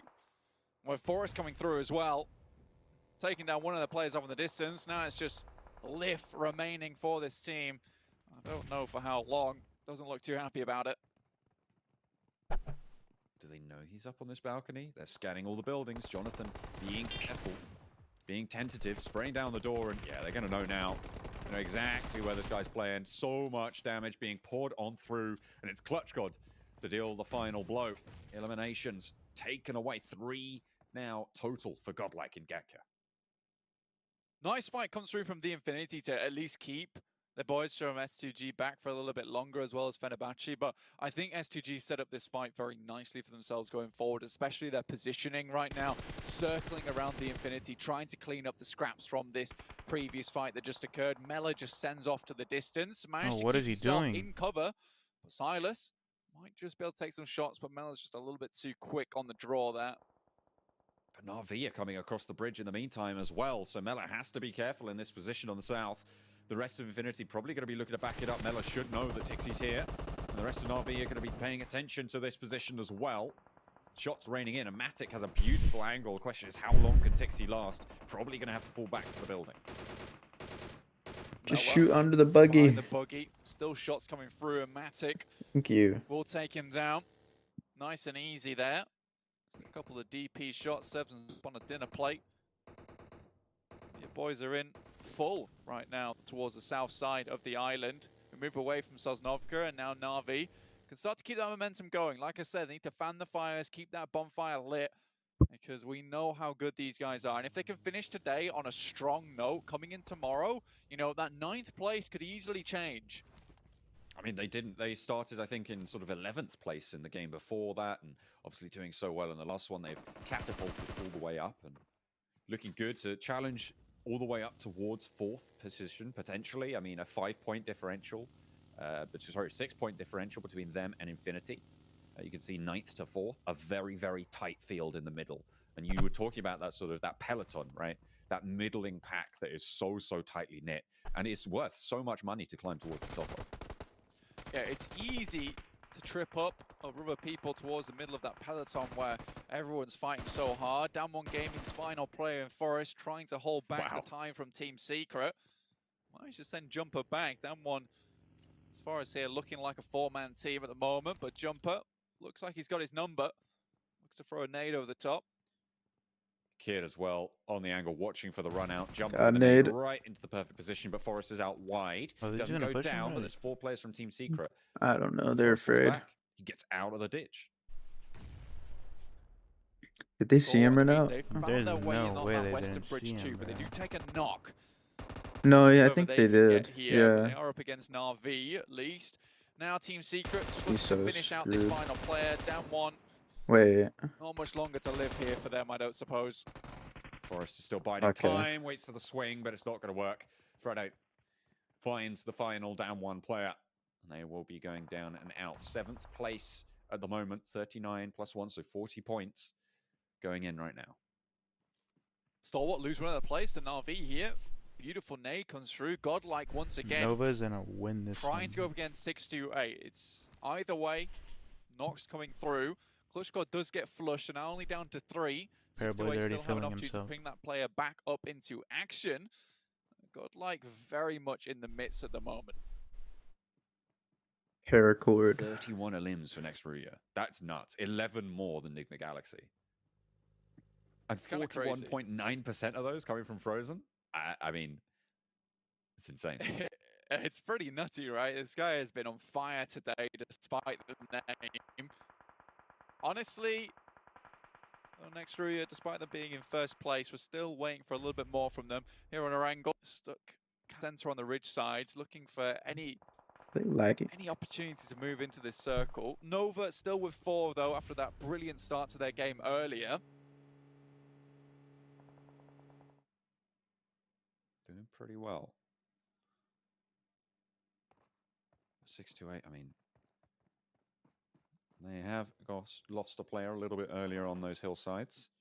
Alpha 7 now starting to be a part of this conversation on the hillside at the top of Godlike. And Zgod sending in towards Yu Yang here. 33Z on the backup as well.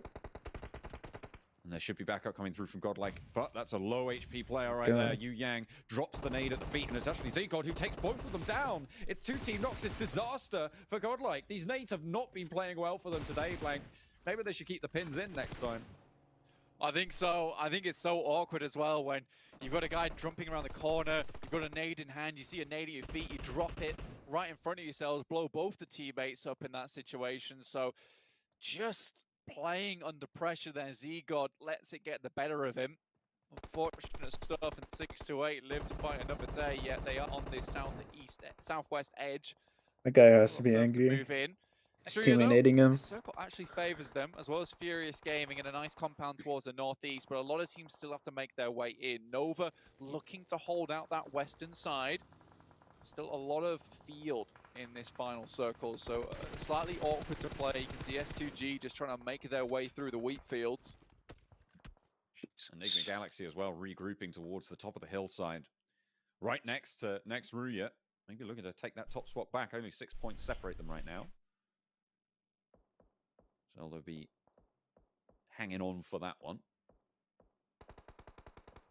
No one really making that first move. Fenerbahce low, close by. The Infinity split up as well in the fields. Godtani and Logan playing separate positions. Blank, Godtani made an incredible play in the East League from a field cabin, from a field shack. We'll see if they can repeat it. I think it's where they tend to play very well here, you know, back of one another. I do think when they lose Godtani, a lot of that confidence kind of just slips away. I like the ebbing tide for this team, so really do need to keep that boy back up in an action. Eagles right getting in my face there, but hopefully it's the beak from 6-8 that finds its mark here versus S2G, but it's the nades instead. Oh my goodness me. What can you do? You're just completely left out in the open there. Eliminations coming on through thick and fast. 7 now on the cards for 6-8. A really solid total. Down in 10th at the moment. Looking to jump up a little bit higher. Plenty of highest eliminations so far in the lobby. I mean, that's just 6-8 as 2 players decimating the entirety of S2G there, and that's the danger of playing in a shack. It's just so easy to lay the heavy ordnance down.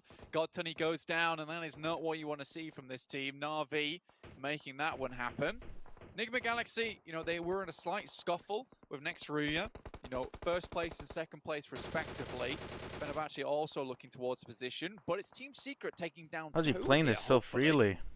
Team Secret and Alpha 7 on this northern edge, and Enigma Galaxy retreating from this fight. Alpha 7 take first blood. I was about to say, bro, that fight, and a nade comes in the back. Free. Team Secret taking some flak back, but it's not gonna quite break them just yet.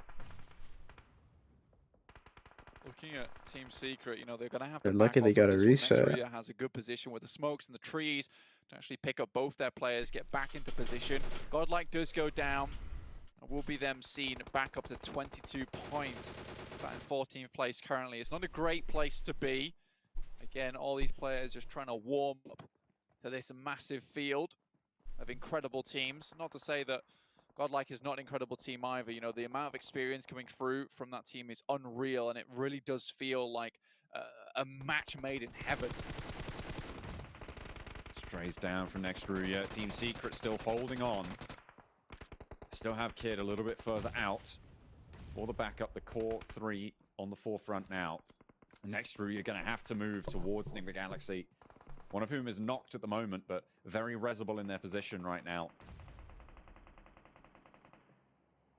Imagine PUBG was like Tarkov. Alpha 7 taking their time, John. Or feel like you reloaded. Actually able to chime into this You fight, dropped your which is mag great and you have to news pick for it them. You up. know, ringing the bell. Depending on how much space you have. For Team Secret. See if they can get away from this one, but the more I think it's Alpha 7. They are on would top. love to see a Tarkov competitive. Kids off in the distance could prove to be a bit of an issue, but now they start to move in. And I think if they can dismount Team Secret from this spot, potentially there's a chance here for Alpha 7. I don't know. An opening, a sliver, a glimmer of hope, but is it enough? Will they realize that hope, that desire as the crash comes through? 1, 2, 4. Oh my god. The third. pacing around as Carrillo looking to stand tall. And will be able to find Kid on the off angle, but iShots moves on in, and they want to wipe out Alpha 7. This threat at their back to be able to take on next Ruya. Carrillo will go down. That's Alpha 7 eliminated. What just 3 happened? players for Team Secret to Alpha 7 move just on died. forwards past this Bastion.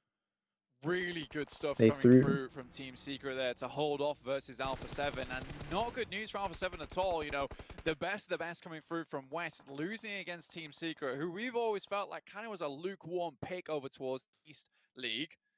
You know, they've really started to bring it back, and I was a massive fan of the Team Secret roster changes, but it feels like finally they're starting to glue together now and make those massive performances actually reality. A knock over towards Nova slows them down on the south side of Enigma Galaxy, and it couldn't come at a better time for them. Knock sent over. 2 of them are down right now, and they have to be worried about Na'Vi, so no great pushes coming on through for Nova on the south. Again, though, Na'Vi playing from the south. Great Order's going in, position but he there. doesn't give a Played shit it last about game healing. over towards Miramar, starting to But make the fuck healing, sweep. I'm going It's a in. great identification quite early on, because we are seeing a massive Damn. amount of players over towards just that one northern up. side of the map. Nova takes a fair heavy hit there. Lord, the God. last remaining player here for Enigma Galaxy. 2 players from Nova, and they're trying to send it in because they can feel these players starting to get back up on their Does feet. Nova not have heals? Team Secret finally eliminated now, and next Ruya have He an needs to open start path to this next chucking circle. them Enigma nades. Galaxy looking to put back the pieces. As Ralph getting res. Nova slowed down with a couple of knocks coming on through. 6-2-8 behind Nova, slowing them down. Fenerbahce still in the middle there. And Furious Gaming in the compounds that they've had, in the buildings that they have controlled, get the shift towards them again. This is great news for Furious Gaming. They can continue to hold on to this spot. And if it didn't have a compound here, perhaps there'd be players sending shots back towards their way. But with this compound, it just gives them free reign over the circle going forward. DXAVA down towards that south side of them on the east. Probably their biggest threat. Enigma Galaxy back up on their feet with all players to a respectable amount of health. Amodi takes a big hit. Nova's just hanging on by a thread. Paraboy crawling out wide. Should be able to spot 33Z pretty soon. The question is, what is he looking at? He drops up out of the tickle of the blue. Might have seen 33Z there, not sure. I think they both missed each other by a mark, you know. You saw 33Z look the other way and Paraboy look the other way at the same time. So it's kind of just one of those gentlemen's agreements not to take each other down. You know, Nova really needs this time. Amodi goes down, Enigma Galaxy tries to send away, and I think this is the smart thing to do in this moment. You know, getting a few more placement points is really good for you. Oh shit. That man Jimmy sends around, distracts Amodi, and the twisting rest of his the team entire is there to back. pick up the pieces. They moved through, and Ralph down on the front. It's just Lord now for Enigma Galaxy. His next They just smoked themselves as off. well, so this push through for Nova could look even better to move straight on in, and in goes the crash. Jimmy runs him down, and it's Lord taken out. Nova, 4 Damn. players strong. They want this top spot. Look, that's a free kill right there. I mean, they've been hanging on Paraboy, by you a can thread, smell him. but that thread must be made out of Kevlar because, Jesus Christ, this has been one hell of a run from Nova. You know, it felt like it could have been Paraboy, over run. at What the any hell? moment in time. That guy's It's driving never backwards. over for Nova. How many kills do they have? 7. DXAVA on the Damn. south side. He's about to get. Nova on the They're about to west, get Furious all Gaming these on the kills. Every northeast, and single they one of haven't those really had to do too theirs. much so far. They've been pretty good at holding this corner. He's gonna get shot in They the will back. have to leave it, Ooh. pretty certainly. Fenerbahce does get spotted, FB. and more eliminations going over to the Nova tally. 8 so far. A really good elimination count for them. Order's moving up forward, tries to look for more of these players. Rebellion out in the midst. Could cause problems, but he's quickly dispatched by Paraboy. Makes a mockery of his Paraboy. position now. DXAVA off in the distance. Will be holding pretty. Was just on a warpath. Oh, Lamborghini gets spotted out. Paraboy able to take that knock easily. More damage pouring on through. Furious Gaming, in the meantime, have used this opportunity to move out into the fields. Very solid decision-making there. Nova into the double digits on the elims. Bro, This they is are. unbelievable stuff at the moment. Jesus The reigning Christ, man. champions looking like they deserve to reign here. Boosters on board, but not many meds. Realistically, these eliminations mean a lot more to Nova than you might think, because the actual loot they'll drop from these players is going to be incredibly important to Nova's endgame. But look at this. Furious Gaming, in the meantime, they've taken control of this next circle. This next phase is theirs. Frankie, I wonder how many meds he has. Stuck bleeds out. Frankie remains. He should take top of the hill. Pretty clear idea of where he's hiding. Furious Gaming not opting to take any initiative here. Instead, just take the zone itself, which I guess is initiative in of itself, but they're not looking to clear out Nova as of yet. Very smart stuff here. Get behind the loot crate, get a bit of cover available for yourself, and put any other team in this circle in an awkward scenario, because they've got these forward scouts, they've got the members in the back that can play flank with some really good cover available to them. I think Furious Gaming is in a beautiful position. They just have to leverage it. Bottom of the table's not where you want to be. As Frankie goes down. Bro, I feel like Nova's about to shit on them right now. Total so far for Nova. I think with the guaranteed 12 points as well, they might just see themselves towards the top of the table I don't think at the end of the first Milo's going to do very much because of the trees. Now they're having the smoke through. Way to end it. If you are the reigning champions, you want to be on top on that first day. Strike fear into the hearts of the other teams. Strike fear they have. I mean, they've had their way with quite a few of them in this circle, giving them nightmares. Furious Gaming looking to be next, but with the skull as the logo, this is also a team to be feared from the west. They're giving up these back positions though. I'm not sure about this. They're looking to suppress this line, but they're allowing Order to get this side swipe. They don't have cover on that angle anymore, Blank, as you say. Oh, he's gonna get knocked. They've given up that backwards position. Shots going both ways, and damage is The going. way- Running breaks out, and he The way that Order these, can shoot this guy. positioning now. the way FG is like positioning This themselves causes is just to so save their own many skin. It problems as the isn't pipe like works to now for Furious Gaming. You can see them start to panic. kill Throwing nades Nova. towards the position, but he's too far out, and now Nova just need to creep Did you their not have way in. nades? Throw all your Order util, has to man. wait for an opportunity though. That's the big problem because they're playing downhill. Circle doesn't really favor the guys from Nova. Oh my god, that guy Goes is... extremely low. And there's a smoke in their way now. The need to stop the push forward, sure, but one goes down on the front. Jimmy is traded out, but Pappy low as well. Gets that heal off the flush, and another knockover onto Paraboy. King and Order. That guy got too hungry. Nova, and two players from Furious That Gaming guy's fall the stupid nade as over the fuck. top. Oh man, it's Gonna Order be and King. Molotov, but Order breaks out wide, looking for the angle. It's just Order King? goes down, and King. Oh, but he... It's 1v1. King's winning it. Nova looking to try And and he take wins the it. close it down, but no. Who wins? Damn. Gaming to take the chicken dinner right at FG the almost end. It threw was that. down to the wire, but If they Trigger didn't go hold for the on kill. out for the chicken dinner on the northeast side. I don't know why he Nova swung fall out the like final that. hurdle. Not there, and elation for Furious Gaming. Elation and relief, to be honest with you. I mean, Furious Gaming had the spot for such a long amount of time. It really shouldn't have been the case that Nova got that far. King almost cleaned it out. We saw how low Pappy got in those final moments. I was completely flabbergasted at the end there.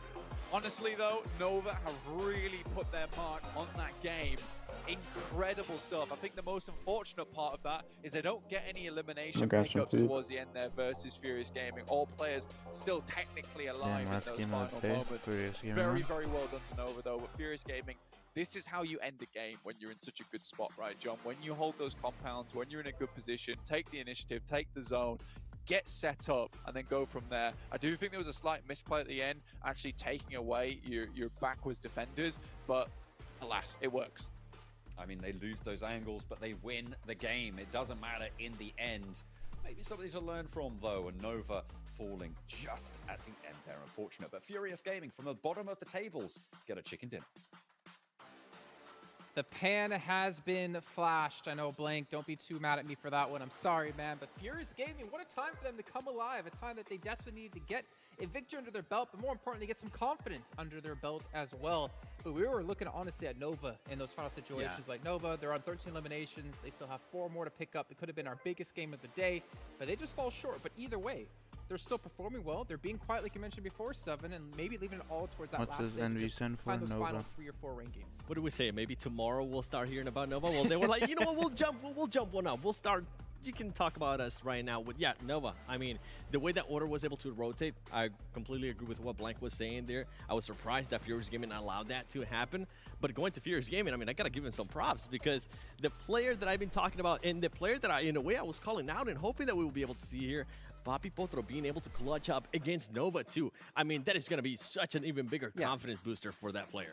Yeah, look at the points though, total 13 eliminations from Nova. They're going to be top when it comes to points won this game. But talking about Papi Potro, you got to mention that play from Nova with having the off angle being given to Order was so well executed, but the response especially from Papi Potro behind that rock, making sure that Order could not go any further in that push, in that off angle, to make sure they were not going to get pushed back up against the blue, was the pivotal play to make sure they had an opportunity to win that play. And then it was down to the gunfights. They won the gunfights, down to the 1v1 versus King. Papi Potro, MVP of that game for sure. And something that worked wonders there, especially from Furious Gaming, is that they were able to throw away a Molotov, and it kind of forced Order to not just go in a linear, pretty much push towards them. It forced Order to just go towards this side, exposing himself even more towards Furious Gaming, and they were able to capitalize on that. Who was the player you're talking about, Max? That's Papi Potro. Okay, it's Order. I like hearing the way you say it. No, I like hearing the way you say it, man. Don't even get shy about it. Well, you see Order, though, going to be the MVP. 6 eliminations coming through, and that play obviously getting to the tree, trying to provide another angle for Nova to use.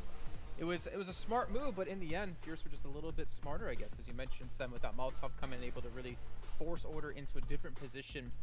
But in the end, like, this is the first time we've seen Order. He was the MVP at the start of the day. He's the MVP at the end of the day, and you can see. Damn. Now, you got really French there for a second. You did.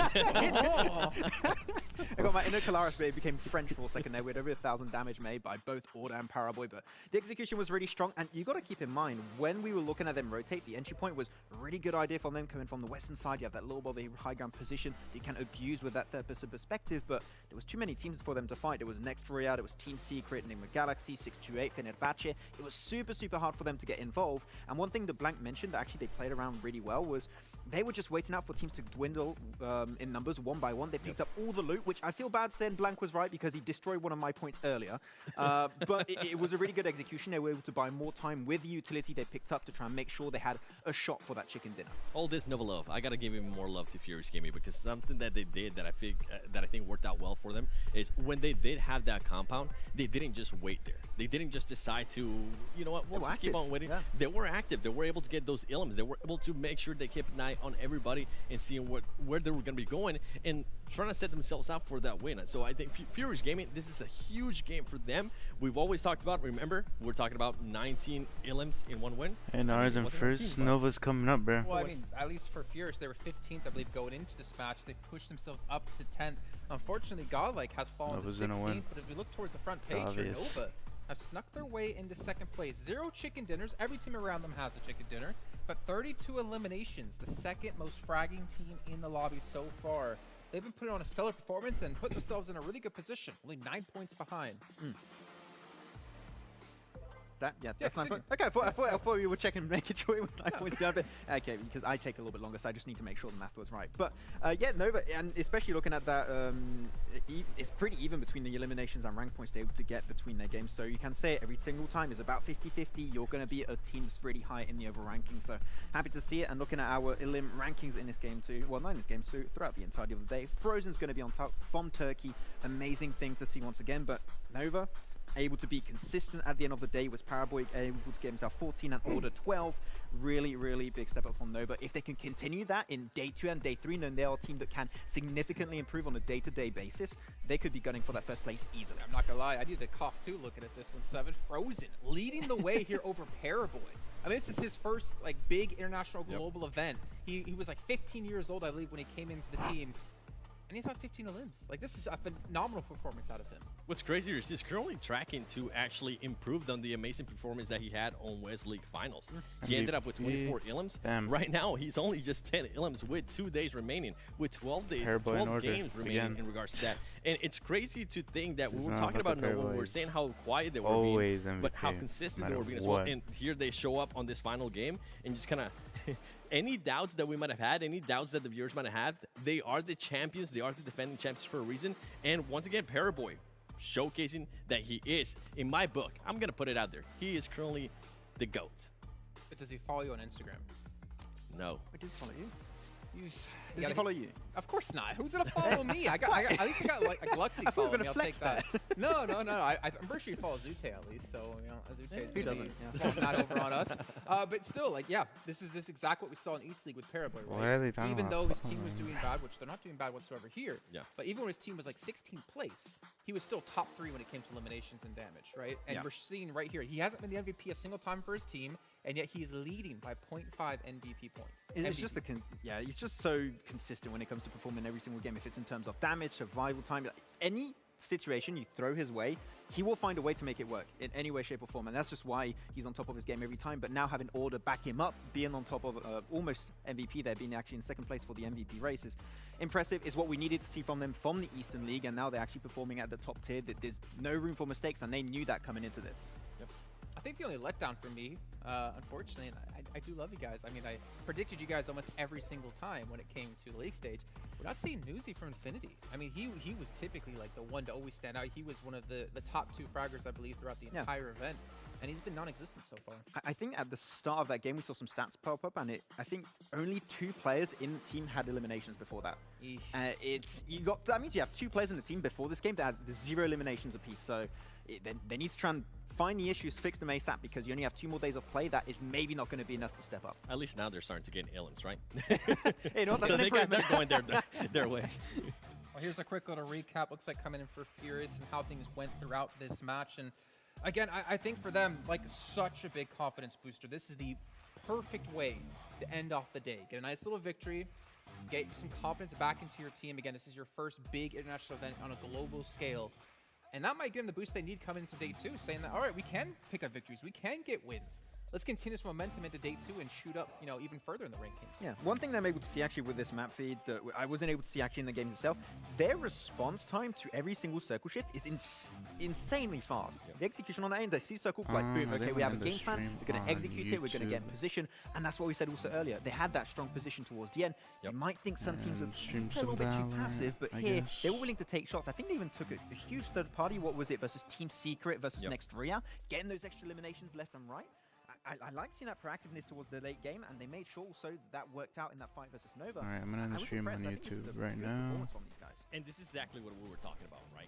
We were talking about them being in the